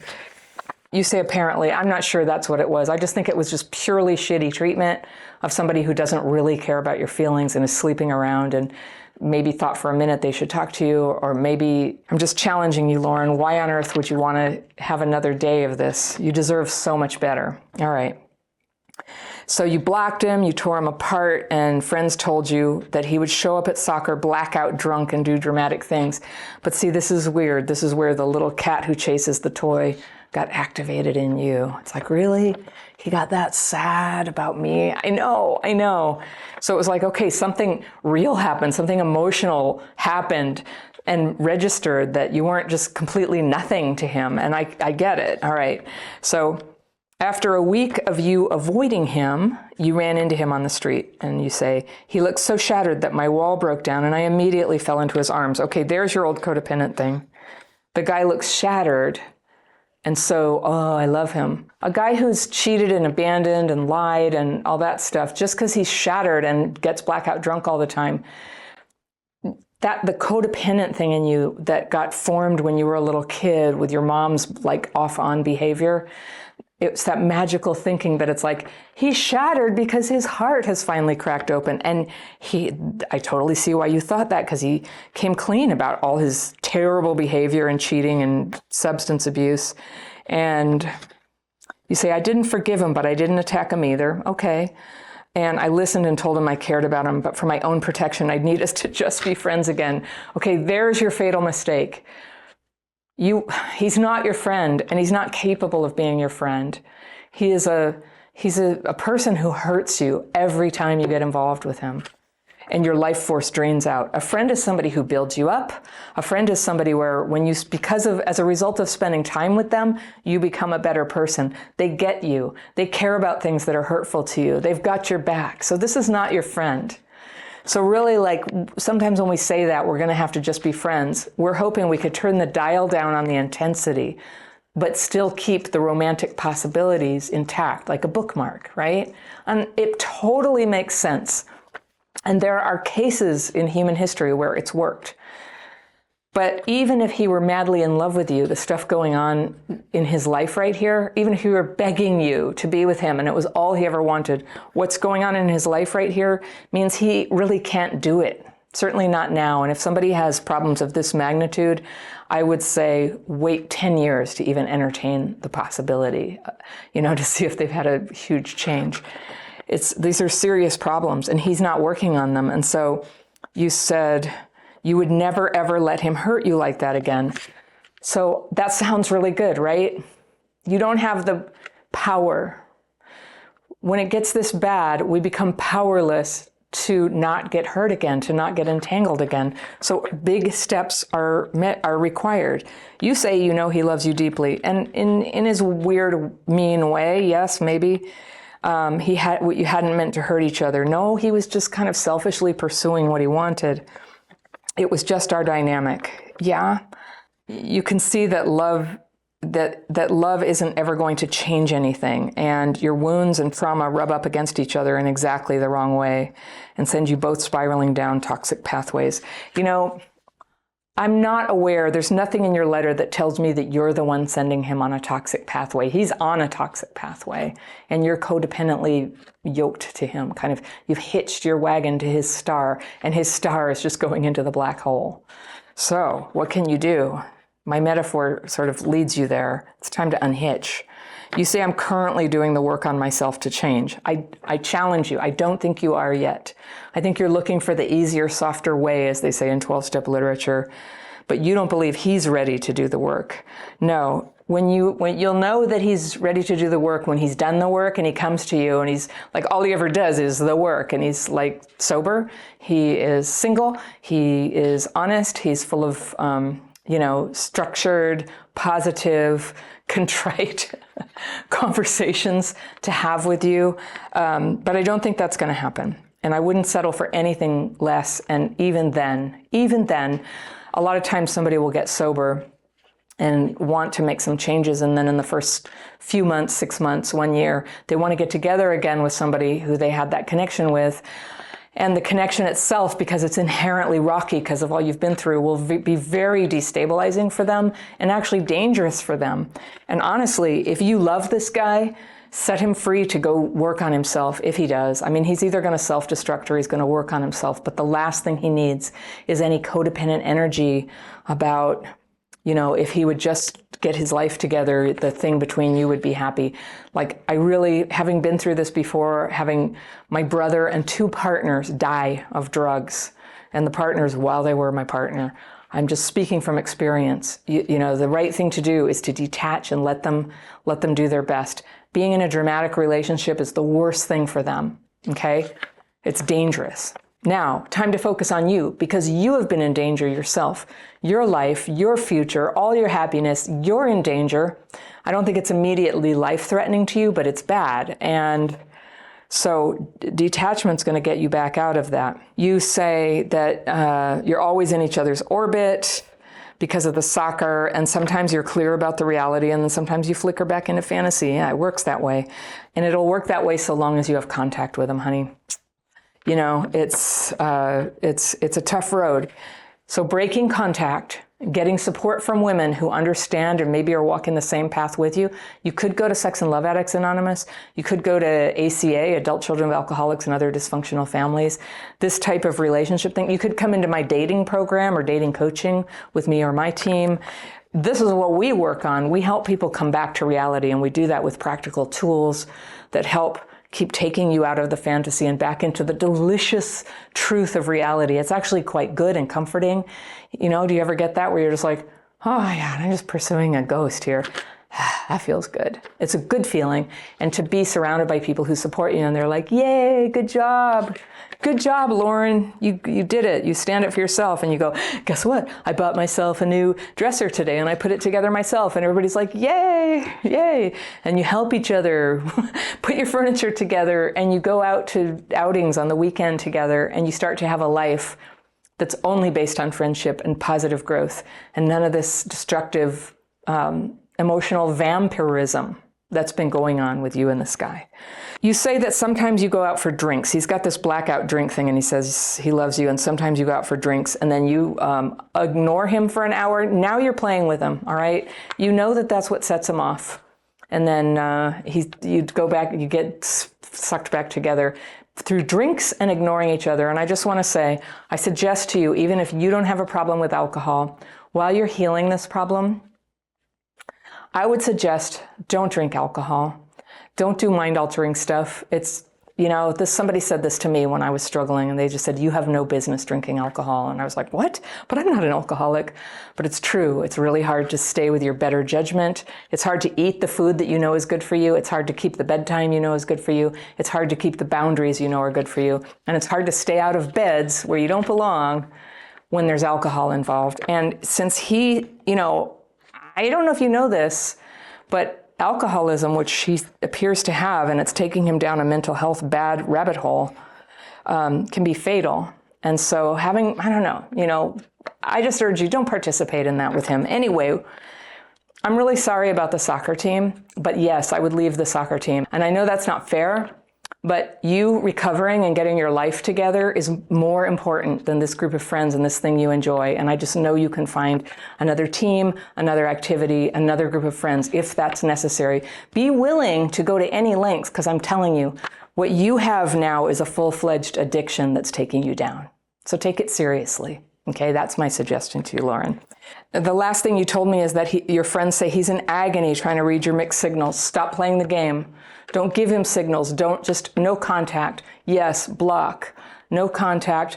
And you're going to still think about him. Stuff is going to remind you of him, and you put it out of your mind. There's a lot of tools. Like I teach my daily practice, and that's one way you can be processing these feelings. Maybe you're in therapy or you're thinking of doing that. Everything you can do to stay on the path. Don't go down your bad rabbit hole of like, maybe if I could just have contact with him. The way an addict just thinks, just this one time, I want to do the drug again. That's my suggestion to you. And you said, please help me close the door. And that's what I'm saying. Actually do it. No more contact. No more contact with this source of toxic miserableness for you, Miss Lauren. You're going on to good places, all right? The way you were taught that the right way to find your future spouse is dooming your chances from the start. You were told that what healthy people do is just see who you meet. If you like someone and they like you, start hanging out. And if there's mutual attraction, then the next level would be to start having sex. But for as long as possible, you must avoid any talk of defining the relationship, because in our culture, trying to get clarification about someone's level of interest what their intentions are for the relationship, it's seen as outdated, controlling, and clingy. You know if you bring it up, and I'm talking to women here, you might get dumped. So if you're into this person that you've been sleeping with, you go along feeling one way, in love, hopeful, terrified of rejection, but acting another way. It's cool. I'm the cool girl. Whatever. See you when I see you. And then hope to God they decide they're into you. And this whole fragmented courtship idea seems to work for other people, but if you have attachment wounds from growing up with neglectful parents, if you were never loved properly, then playing this cool girl game would be like this terrible prison you put yourself into. You think the other person is requiring it, but actually you did this to yourself when the whole thing started. And all your emotional energy is pouring into a relationship that may have been doomed before it even began. Okay? My letter today is from a woman I'll call Bridget, and she writes, "Dear Fairy, I'm a product of an unstable home. Both of my parents came from volatile, violent, and abusing families, and this impacted them." Okay, I've got my fairy pencil. I'm going to circle things that I want to come back to on a second reading, but let's read through Bridget's letter all the way through and see what's going on. All right. She says, "My father is an alcoholic and a narcissist, and my mother was depressive and codependent. I grew up with a lot of instability, aggression, and pain. Despite this, I managed to forge a life for myself that I can be proud of. Of course, everything is far from perfect, and I still have a lot to achieve, but at 33, I managed to have a career as a freelancer in a very niche market that brings me a lot of joy and fulfillment, and I moved to another continent where I'm building a stable and secure life. However, in my love life, it seems all the dysfunctionality keeps resurfacing." I know how that is. "And it's horrifying to me that I can't seem to undo old patterns and find love.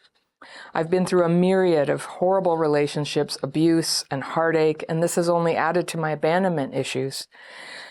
My last relationship, which is the one that has me writing to you today, was in a lot of ways very different than previous ones.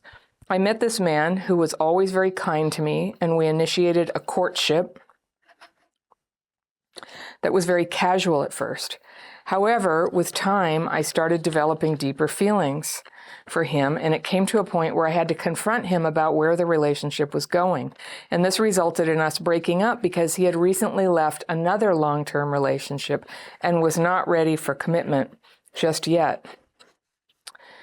He was honest and respectful during the breakup, but it still left me devastated. At the time when I confronted him, I truly believed when I told him if he couldn't give me what I need, that he needed to set me free so I could find someone who would meet my needs.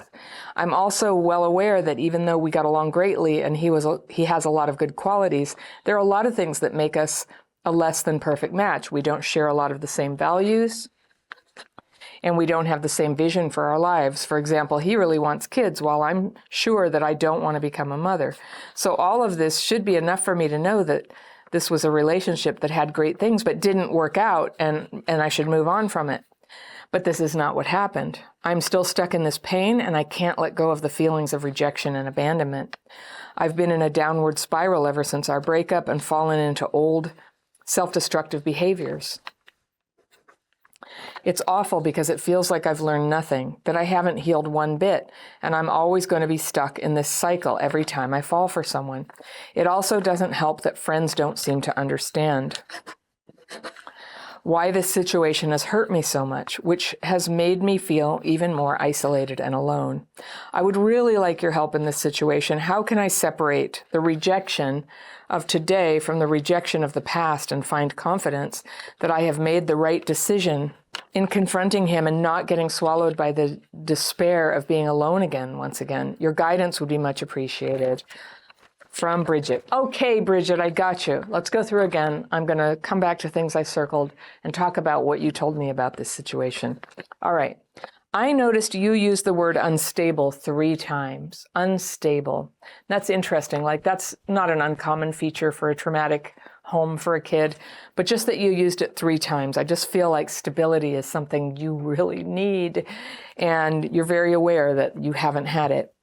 And so both your parents came from these terrible childhoods, and your father is an alcoholic and a narcissist. Your mother was depressive and codependent. It sounds like maybe she's passed away. And you grew up with a lot of instability, aggression, and pain. That's horrible. Bridget, that's horrible. That's not right. That would create problems in relationships for anyone. But you managed to forge a life for yourself. Yay! And you're proud of it. And you're 33. You have a career as a freelancer in a very niche market, and you have a lot of joy.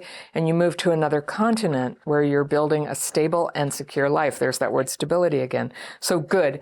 You've got a stable life and you're secure. Interesting that you moved a whole continent away from your family.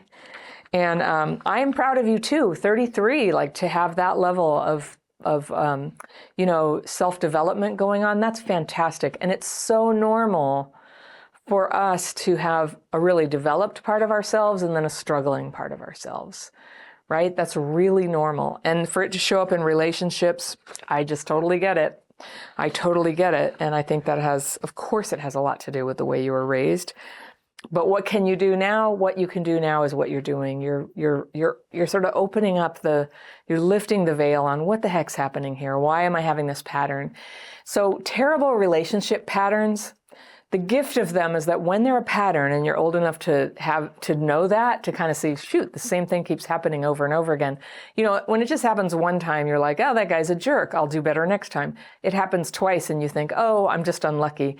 Third time, you start going, uh-oh, okay, something's up with me, and I can't see it coming, and it keeps happening. And that is a devastating and frightening realization. There's a powerlessness to that, like, I don't even know how this happened. And I hear you. I believe you didn't know how this happened. So I'm going to try to see if I can hear in your language here where I see it happening, where I see this sort of little blank outs. I was going to say self-deception, but I don't think it's that active. I think it's just like there's this little like unconsciousness flips in and goes, oh, can't see it. And that's what we do. And you can stop doing that. And we do it by talking about it and talking about it frankly. You feel horrified. You have abandonment issues. Abandonment's such a drag because, you get an attachment issue and it makes you get into a relationship really fast. And you don't ask all the questions you need to ask, which is where I'm going to go with this letter, I'll tell you. But abandonment then makes it so you can't leave even when you already know it's bad. You can't stop loving them even though you know that it's going nowhere. So yeah, that's what happens. And as I understand it, there's a huge brain component. Like we know that trauma in childhood creates dysregulation. We don't even know the half of it though about like everything that goes on. There are changes that go on in the way that we respond.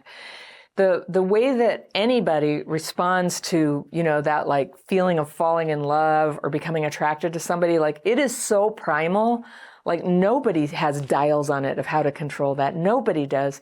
But you throw trauma in the mix and you're basically, you're like this tender soul at the mercy of all this stuff going on in your wiring that's causing you to attach prematurely and to commit without reason. That's basically what's going on. And I think sometimes knowing, there's a name for what you have. It's complex PTSD. There's a name for what's happening to you. And it's attachment disorders. I don't like the word disorder, but you know what I mean. I can't even diagnose you with CPTSD, but let's just call it childhood PTSD. You have trauma from childhood. It's affecting your relationships. Anybody who thinks they have that, by the way, I have a quiz where you can check against 12 really common symptoms that's happening for you. And it's down in the description section if you want to check that out. It's on the free tools page of my website. That's always linked down there. You can go right to the website, Crappy Childhood Fairy, and go to the free tools page or look at all the other stuff going on. You said, I met this man who was always kind to me and we initiated a courtship that was very casual at first. So I just want to tell you the word courtship has a special meaning. And it's getting to know somebody with an eye toward marriage. And you told me, as you gave me the details on this, there was never an eye towards marriage. It was very clear from some key facts, like being on a different page about whether or not to have kids, like right there, this relationship is doomed. That level of disagreement is too big a thing. You just can't date people like that if what you want is stable, loving relationship with somebody whose values and whose life goals match yours. So here's the harsh thing, and this will scare you as a person with attachment wounds and abandonment wounds, but don't be scared. Take it from me. It sounds scary, but it's the fastest route to that loving, stable relationship you want. But you need to draw the line. You need to get very clear on who could possibly be that right person for you and identify the characteristics of someone who is and someone who is not. There's a line there, and you do not date people below that line. If they don't match things that are important to you, like have to be available for a committed relationship, a marriage even, do not want kids because that's not what you want, really, really loves you and gets you because you're you, and that is the most wonderful thing. That's the person they want to be with. As people have often said in our comments, if a guy likes you, if he loves you, you will not be in doubt about it. You're not going to be in doubt about it. So I'm proud of you that this came to question. But here's what happened is you were already involved with him for quite a while before the conversation came up. And you started developing deeper feelings for him. So you said it was casual. You had a casual courtship with him, but then you developed deeper feelings. I assume it was a sexual relationship. And then it came to a point where you had to confront him. That's kind of a rough word, about where the relationship was going. So I want to put a different model in front of you, where as you're getting to know somebody, you're maybe, no more than the third date. And the first date is coffee, and the second date is coffee and a little, muffin. And the third date might be a lunch, right? You don't want to go too fast. When you've got these wounds, you go very slow. This is what I call structured dating. I teach it in my dating course. You can find that one down below too. Very slow allows you to keep processing what's happening and get real with it. And to have supportive friends who you can check out what you're experiencing with and keep getting a reality check so that you don't slip into that unconscious state that is so common for us when stuff gets stressful. And what's stressful is dating somebody and thinking maybe they're not on the same page. So guess what? You get to find out before you get all into somebody. Now, it's possible to be very disappointed after 3 dates that have, gotten as far as lunch with somebody. I know that can be hurtful. But if you haven't slept with somebody, you have so much more space to think and decide and exit without a lot of pain and activation of your wounds. And that's a good thing. So I really suggest going slowly for somebody with your wounds. You go very slowly. And honestly, people who are serious or good potential partners for you, they will love that about you. It communicates that you're high value. If you've seen that on videos online, I don't really like that. Some people are not low value, but just very desirable is the point. It's very desirable when somebody is not rushing in, is not just ready to open up their entire life to somebody else. That's a red flag for a healthy person. So sometimes we have to act as if. We act as if we don't have these wounds operating, and we just follow the roadmap of somebody who is not wounded like that. We follow the roadmap so that we can get results that are similar. And the thing is, when your trauma is most vulnerable is in the early part. Well, I'm not going to say that. There are other things that come up, like childbirth, which is not going to be your choice. And also getting married, or when there's a threat to the relationship, somebody cheats or something, that can all activate old stuff, a hospitalization.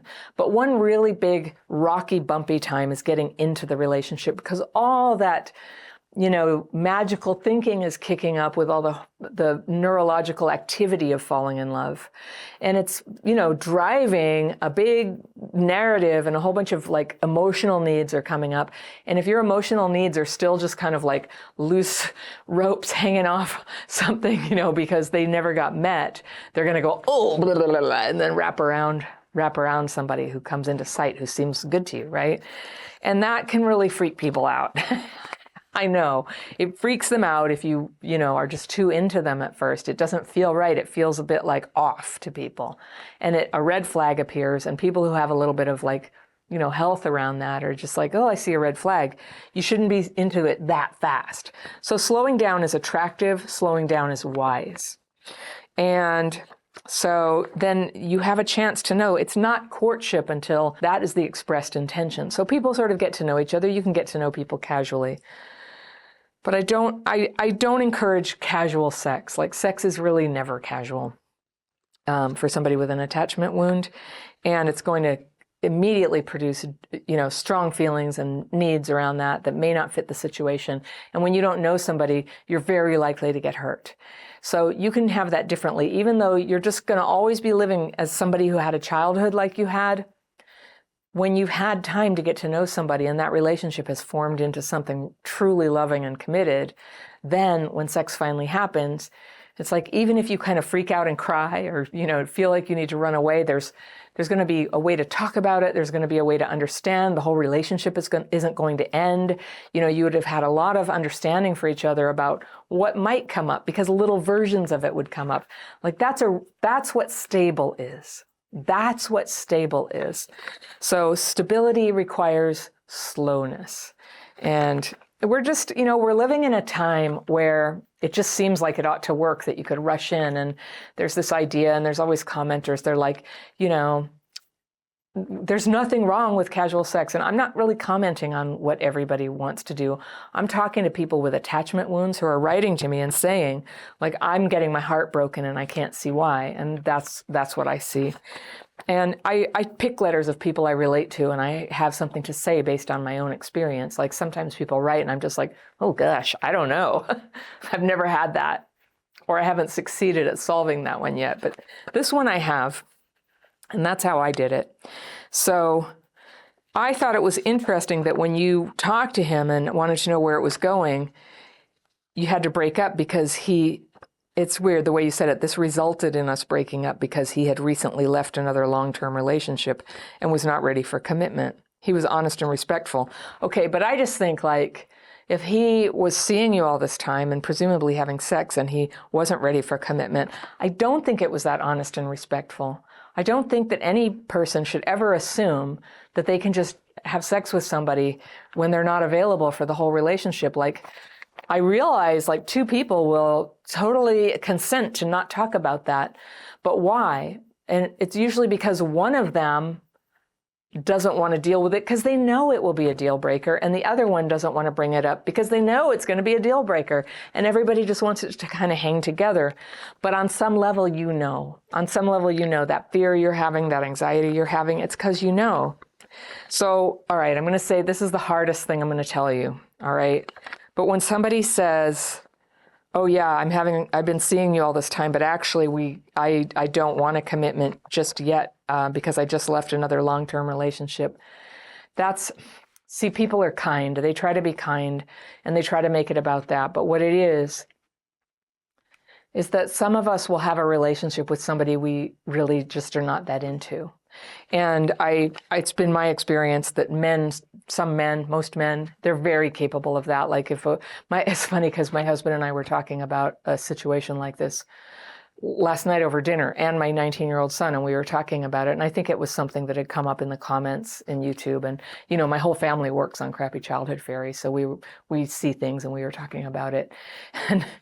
And my husband said, oh, I wonder, somebody said, well, how could somebody act so nice and then leave me? And this comes up a lot, right? You'll see it in the letters a lot.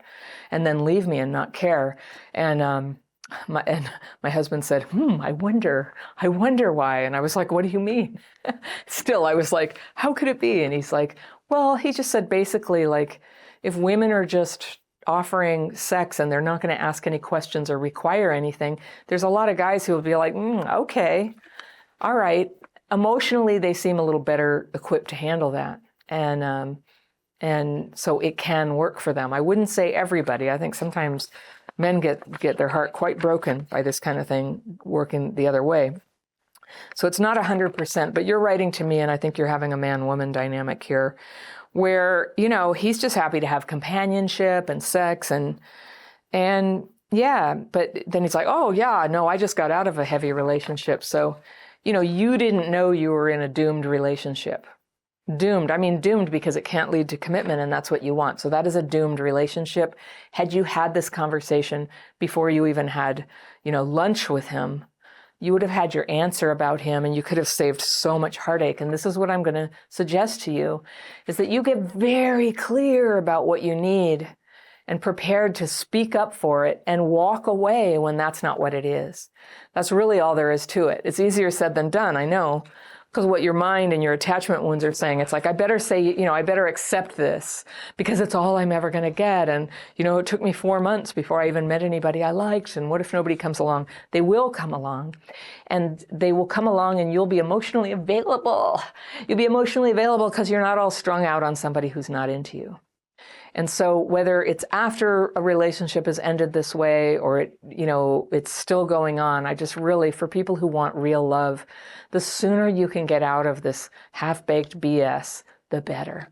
Every time you get out of a half-baked relationship, you've just taken a giant step toward true love, even though the thing in front of you that you see is that you're alone on Saturday night. Alone on Saturday night is pregnant with possibility. So it's what you need now is friends. I always recommend to people, learn my daily practice techniques. They're free. You can learn them down below. They're on that free tools page of my website.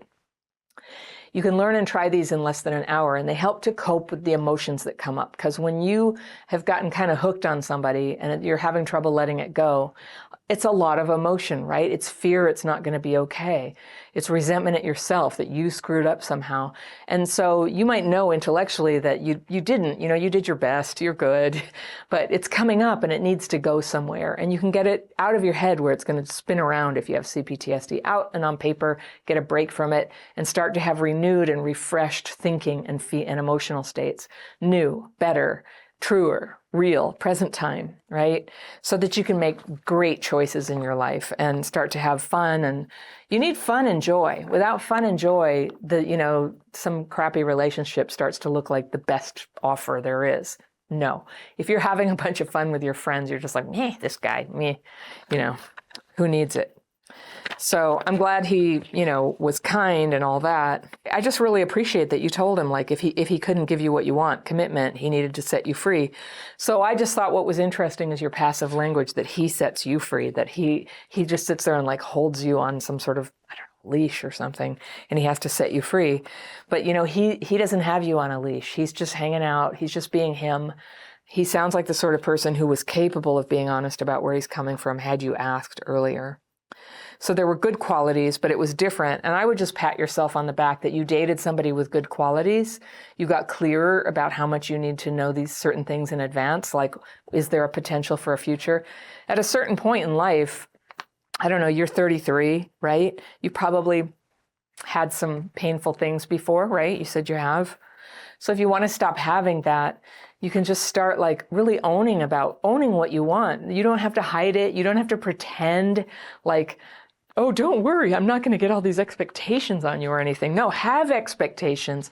Your life is precious. The love and partnership that you have to give is like gold and diamonds. And somebody would be so happy if you would share that with them. So don't waste it. Don't waste it. You just got to kind of start to be a little bit more systematic about this. You're not it? Okay, whoosh. And no staying friends. If you have these attachment wounds, staying friends, it just keeps you kind of enmeshed with people. And it drains away the emotional energy, the emotional availability that healthy people can sense. Your light does not come on when you're all kind of, connected and friends with all these people that you kind of have feelings for. And it's not really great for their potential partners too. For some woman he's going to end up with to be all like, why are we hanging out with your ex? So, we start to act like your great grandparents here, of just starting to be like, we date, it didn't work out, it's over, we move on. That's how people used to do it. Okay. There's wisdom in some of that. Not everything they did was brilliant, but that part I think is really good. And they had trauma too, right? They had trauma too. You've been in a downward spiral. I hope this encourages you. Just knowing like you're normal, your abandonment wounds are up. There's this thing called abandonment melange. I want to make sure you know about it, that when a relationship ends, even when you know it wasn't great, even when you set the boundary that made the whole thing like not work anymore, good job. But then your abandonment melange kicked in. That's all. And I would suggest to you reading the book by Pete Walker, CPTSD, From Surviving to Thriving. He defined that feeling. I've never heard it spoken of till I read his book, and I was just like, oh my gosh, that feeling.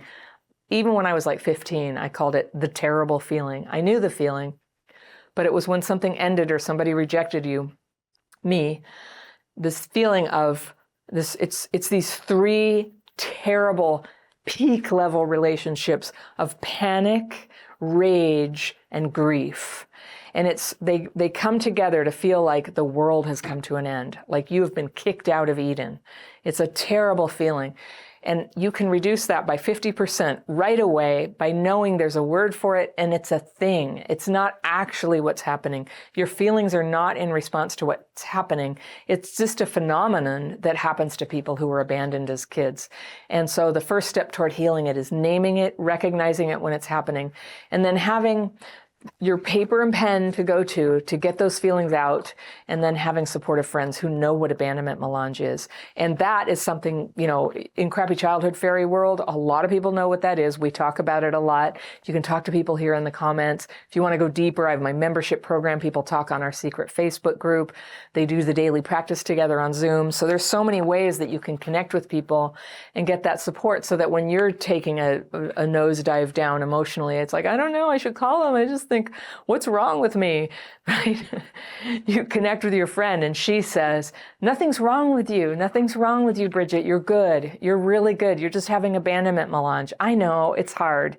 And when you have somebody who can mirror that for you, you never have to go down to that terrible level of feeling again. It never has to be so bad as it was before. It gets better. It gets better, and the more days that you spend feeling better, being more regulated, making better choices, it adds up pretty fast to a very happy life. And if love is what you're seeking, it's bound to find you when you're in that good state, all right? For a lot of us, growing up with abuse and especially neglect trained us to adapt our personalities so that we could avoid getting into trouble with parents who maybe got angry easily, who easily forgot about us, to try to show them that it was cool, that we could handle it, that we were okay. And that was one way that we survived trauma.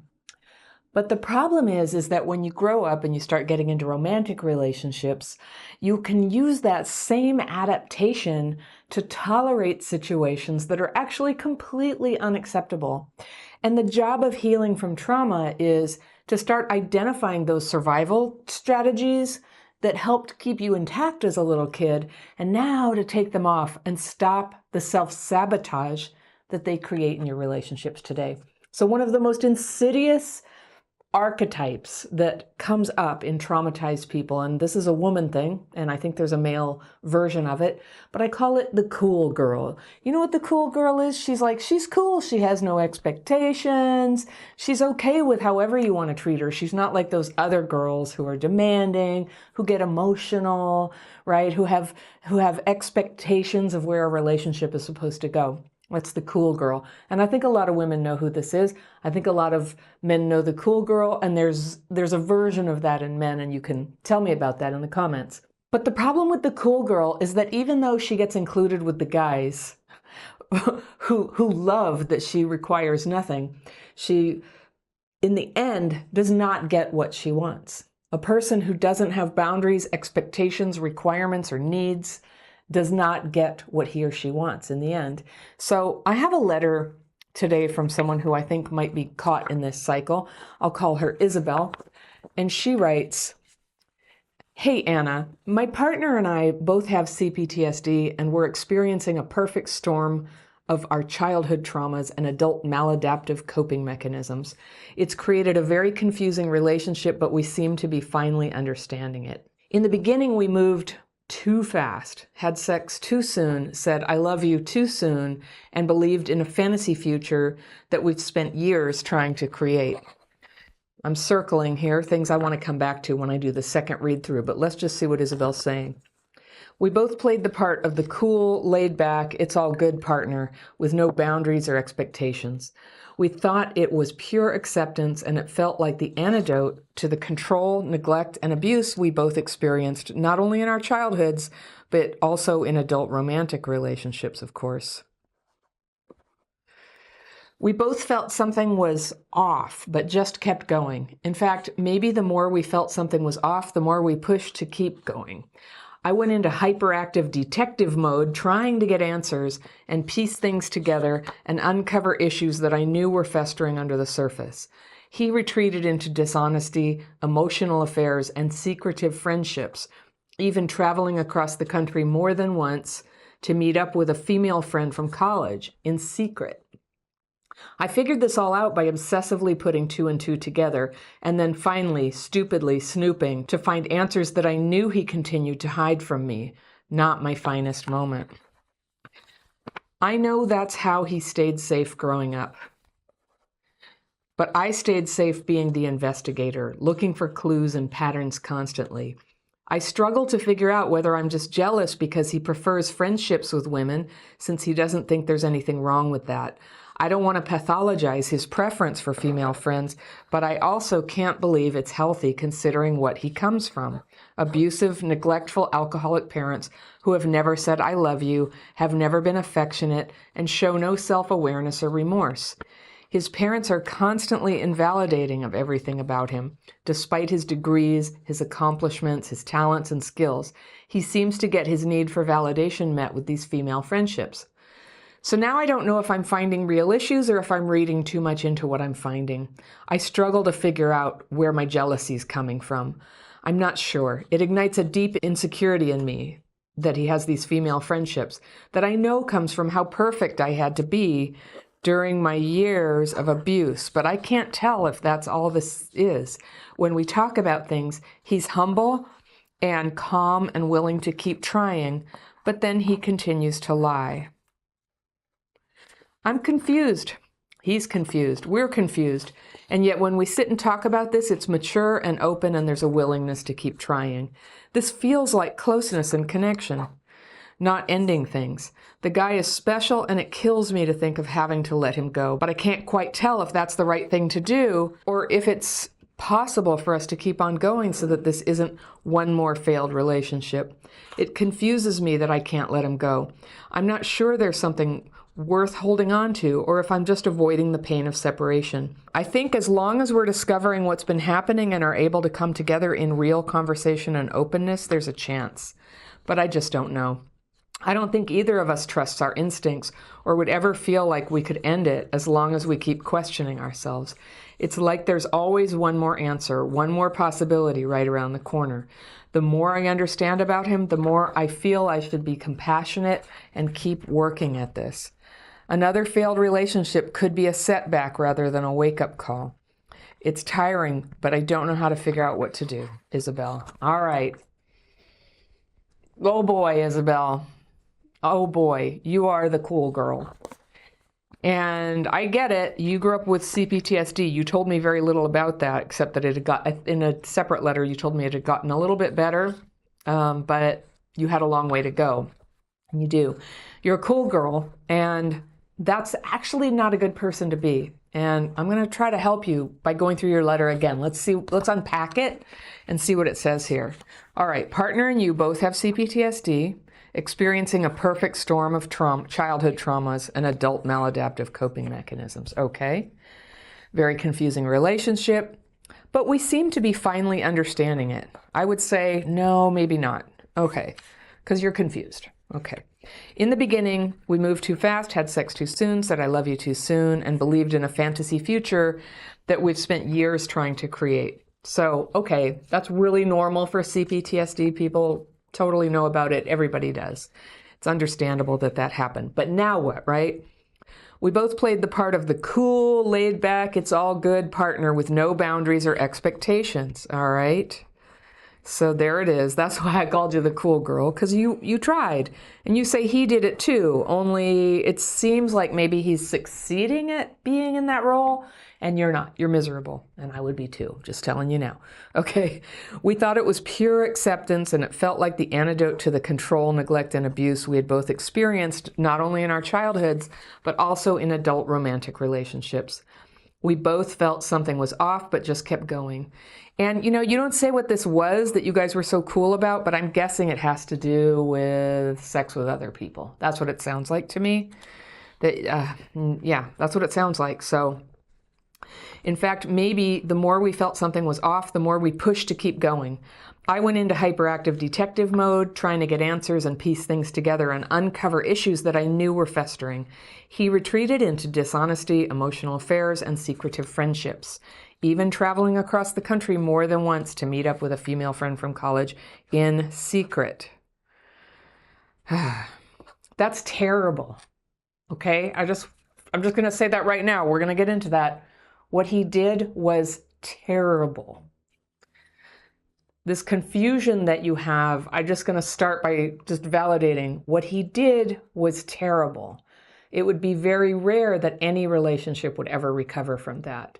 But the reason this has gone on so long without either breaking down or you leaving or him leaving is because you put up with it, okay? Is because you are willing to participate in this gaslighting of you, that what's actually going on is just good communication and openness and, acceptance. But that's not what's going on. I'm not hearing here that you guys have an open relationship or something. He's actually lying to you about it because it's not okay with you. So that's what's going on. Okay. So then, who I want to talk about is you, because it's easy to see what's going on with him. It just sounds like he's having affairs, emotional and sexual, and traveling across the country twice in secret to be with some other woman. It's like, Isabel. That's what's happening, all right? And then, but you've accepted this idea that he just prefers friendships with friends, with females. That's just all it is. Is that okay? You don't want to pathologize it? Well, I wouldn't pathologize it if that's what it is. But friends don't secretly meet across the country. That's not what friends do. And that's not how they treat their partners. Okay, so just waving the flag. Here it is, okay? This is a terrible situation. Trust has been broken. All right. So you said, I know that's how he stayed safe growing up, but I stayed safe being the investigator. So here you are, very cleverly taking psychology and trying to explain, well, he stayed safe by lying and cheating on people. That's not safety. And I don't think that's, no, I don't think so. I think that's what he's doing now. And you say, I stayed safe by being the investigator. So this is not some like fancy dynamic. You're being the investigator because you're being lied to and it always sits wrong with you, and the gaslighting isn't 100%. There's this 10% of you that goes, wait a second, this is a lie. I need to know what's going on. That's rational. That's rational. That's not you staying safe. It's not you acting out or anything. He doesn't think there's anything wrong with friendships with women. I don't either. Nobody does. It's the secret affairs with them, okay? I don't want to pathologize his preference. I can't believe it's healthy considering what he comes from. So here's another trick you're doing where it's not healthy because of where he comes from. It's not healthy because of you, because of your existence, because of the need to have secrecy and lies and damage your safety and security and your heart and your well-being in order to have his cake and eat it too. He wants to see these other women. He wants you to be with him. He knows he can't have both, so he lies. And who even knows what he tells the other women? Who even knows? This is pretty far gone, right? He had abusive, neglectful, alcoholic parents who have never said, I love you, never blah, blah, blah, blah. And yeah, like people who have that, like all of us here on this channel, we have struggles, and I don't doubt that has to do with his lack of integrity. His parents are constantly invalidating of everything about him, but yeah, you know what? He's not a kid. He's a man, and it doesn't matter if his parents are invalidating. He has chosen a partnership with somebody who's not okay with him having other relationships, and he's completely out of integrity. This is not about his parents, and it's about him, and it's how he's treating you. So I know this is going to hurt, Isabel, because you've got this whole like psychological cool girl. It's like, oh yeah, but psychologically, with his parents, like he kind of has to have affairs, and you've talked yourself into it. This is you gaslighting yourself. That you feeling really bad about this and uncomfortable and angry is somehow, it's just like you being unsupportive or lacking compassion.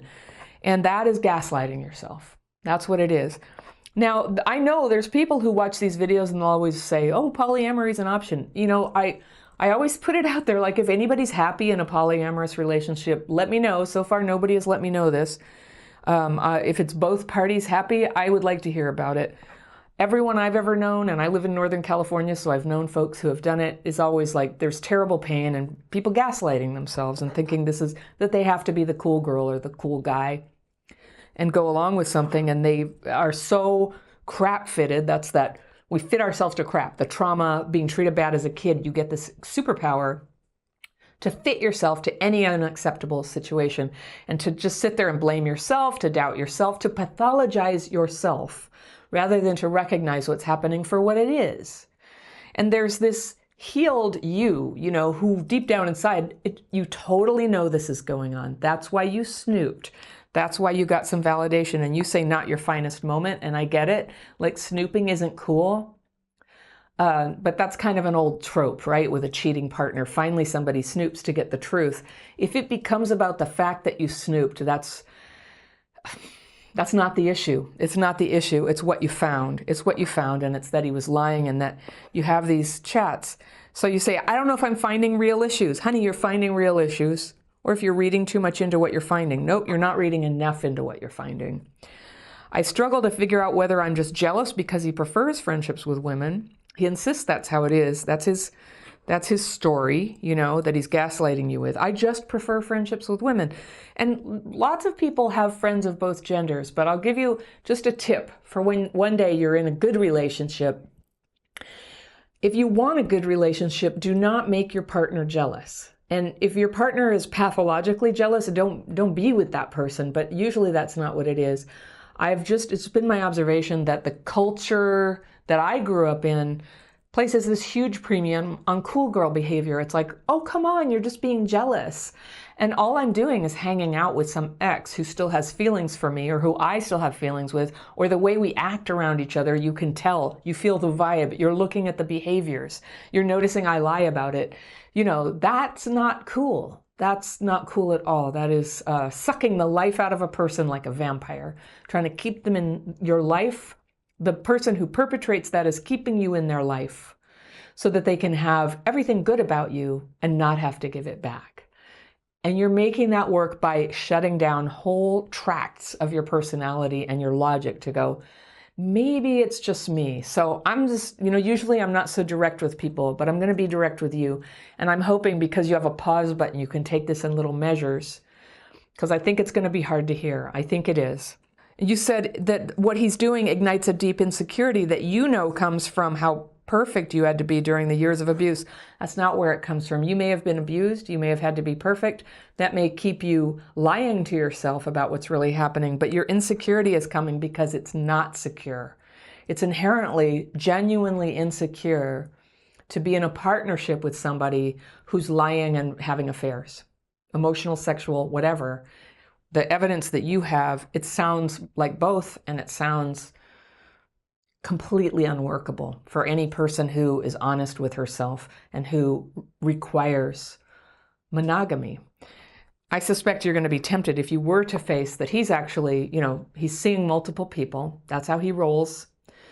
And maybe this will lead to one of your other conversations that, can you live with that? And we'll get to that. So you had said, when we sit and talk about this, it's mature and open. It's not open, he lies.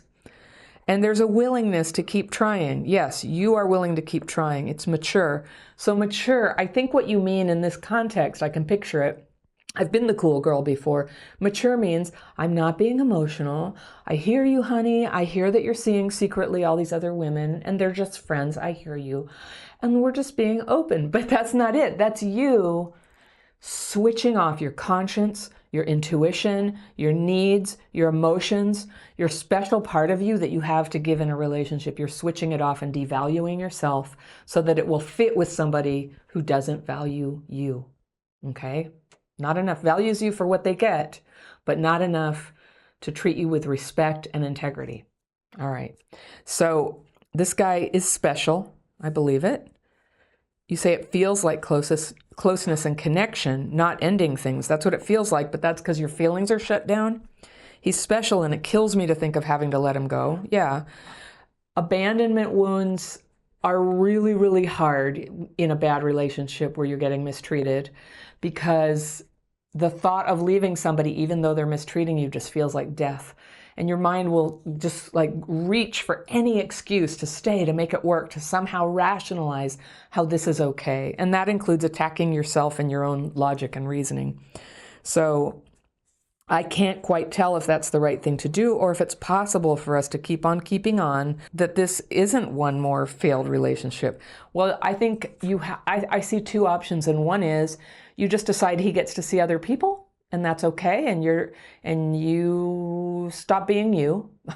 Or the other option is, yeah, you leave, and it would be painful. And I know from so many people like us and from myself, like, leaving something like that where you have all that like trauma in there complicating your perception, and you just think, but if I would just tolerate this, I wouldn't have to be alone.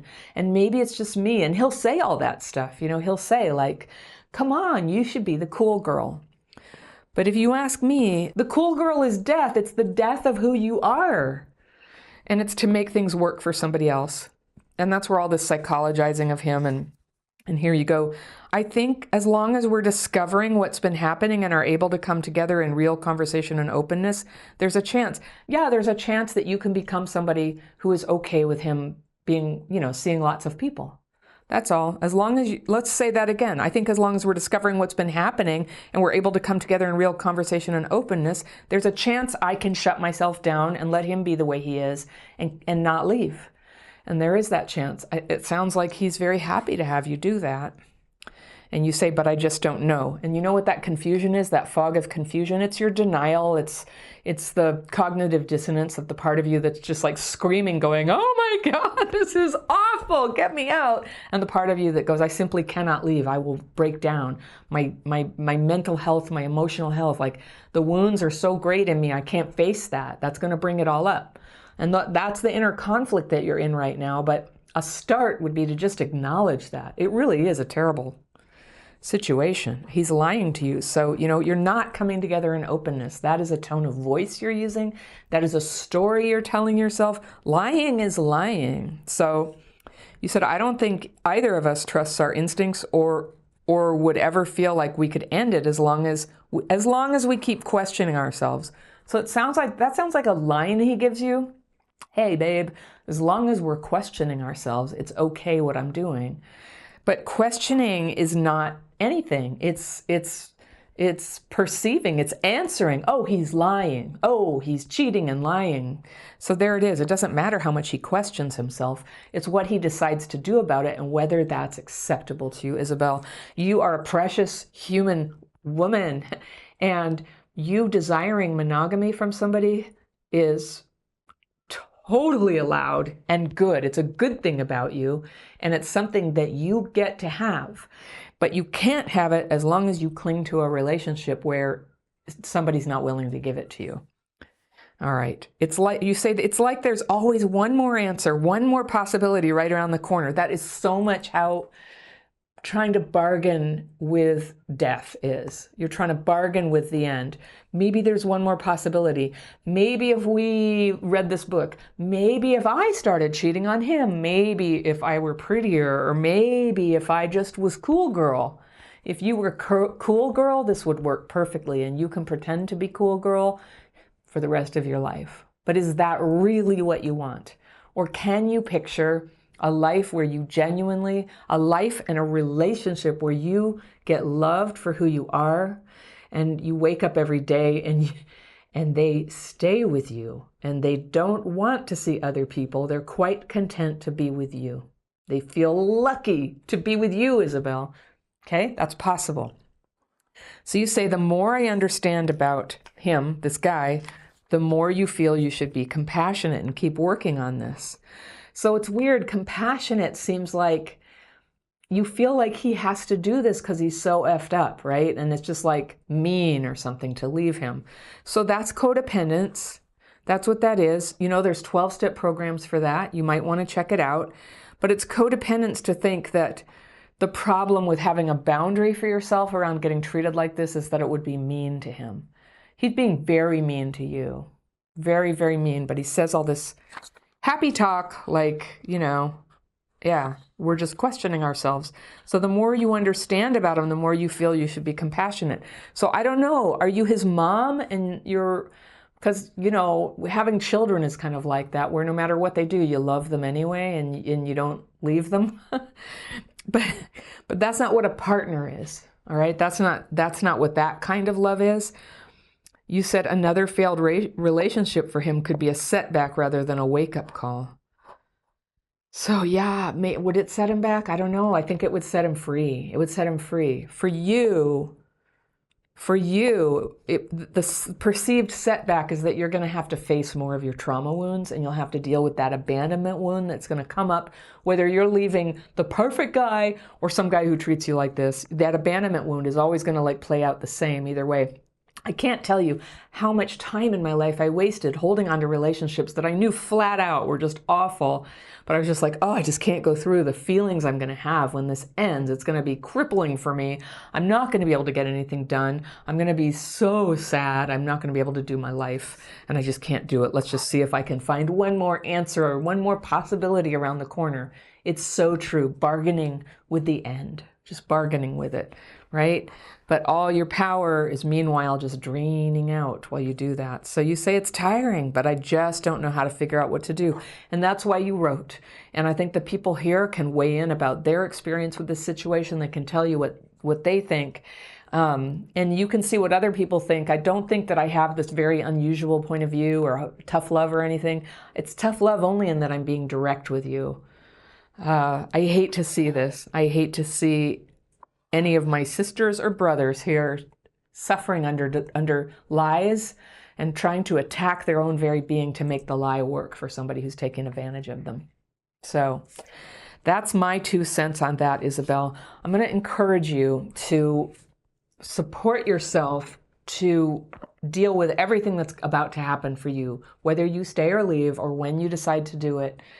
Is going to be intense. And so what you're going to need women friends, all right? Who cares about his friends? You need your friends. And when you have friends, when you have somebody to spend sad evenings with, when you have people who will listen to you, maybe you want a therapist, maybe you want a coach, maybe you want to come into my program, and get some coaching and come be a member there. You want to support yourself so that a whole bunch of structures in your life are designed to kind of hold you and contain you when the sadness comes and you just think, oh, screw it, I'm just going to go running back to him because it's where I was. At least I would have a companion, and I'm sure I can kill off the part in me that wants like a proper monogamous relationship like I always wanted. You'll do that to yourself. If you have proper support and you have people to keep reminding you what you really want and who you really are, that can be a big help. And then also the emotions that come up. The reason I'm always talking about the daily practice here, those are the twin techniques that I teach everybody. It's a free course. You can come on free Zoom calls with me, but it's a specific writing technique and a simple meditation technique, and you do them together. And it can take all that emotion that's been holding people hostage, holding you hostage. Like, I can't deal with the grief I'm going to feel if this ends. I can't deal with the failure of it. I can't have hope. Like, all of that can go pouring into this technique, and you can get relief from it. You have a good mind. I can see it in what you're writing. You do know what's going on, and you know something better is possible for you. And you need assistance. You need tools that you can use anytime, in the car, in bed, on the toilet, at the desk, at work, anywhere you are. You have a way to take those emotions and kind of process them out, so you're not just having hamsters running around in your head going, oh my God, I'm terrible, I got to change myself, I got to attack myself, it's all my problem. You have a way to just like get it out in words on paper, not triggering yourself, just acknowledging that it's there. Then you can ask for it to be removed and then just rest in meditation, and you'll be amazed how much lighter hearted you can be and have a little more space. It doesn't solve all of life's problems, but it makes you more able to face whatever comes. And that's what freedom is. That's what self-confidence is that you know that whatever happens, you'll know what to do. You'll figure out something. You may not know what the problem's going to be yet or what it's going to feel like, but whatever it is, you'll know what to do. So with that, I really encourage you, try out that daily practice. There's a link below in the description section. I also have a dating course if you decide that dating is in your future, or even if you're just trying to figure out how you got into this one. My dating course is all about claiming what you know you want in a relationship and in your life, writing it down, being clear about it, and then taking a look at some of the 5 or 6 ways, common ways that people with CPTSD kind of go off track with that. Don't go for what they want. Instead, go for something toxic, invalidating, and self-destructive. We all do it. We all do it sometimes, and you can heal. You can heal from that. So the course is designed to help you face gently and honestly what's going on with me, and then to chart out a path forward. The course talks about how to leave, and it talks about how to date in a structured manner, which the way you guys dated willy-nilly at the beginning, so did everybody. It's okay. It's okay that you did that, but now you can do it differently. And doing it differently, you have everything to gain by doing it consciously, slowly, and in a direction that you already know is what you want.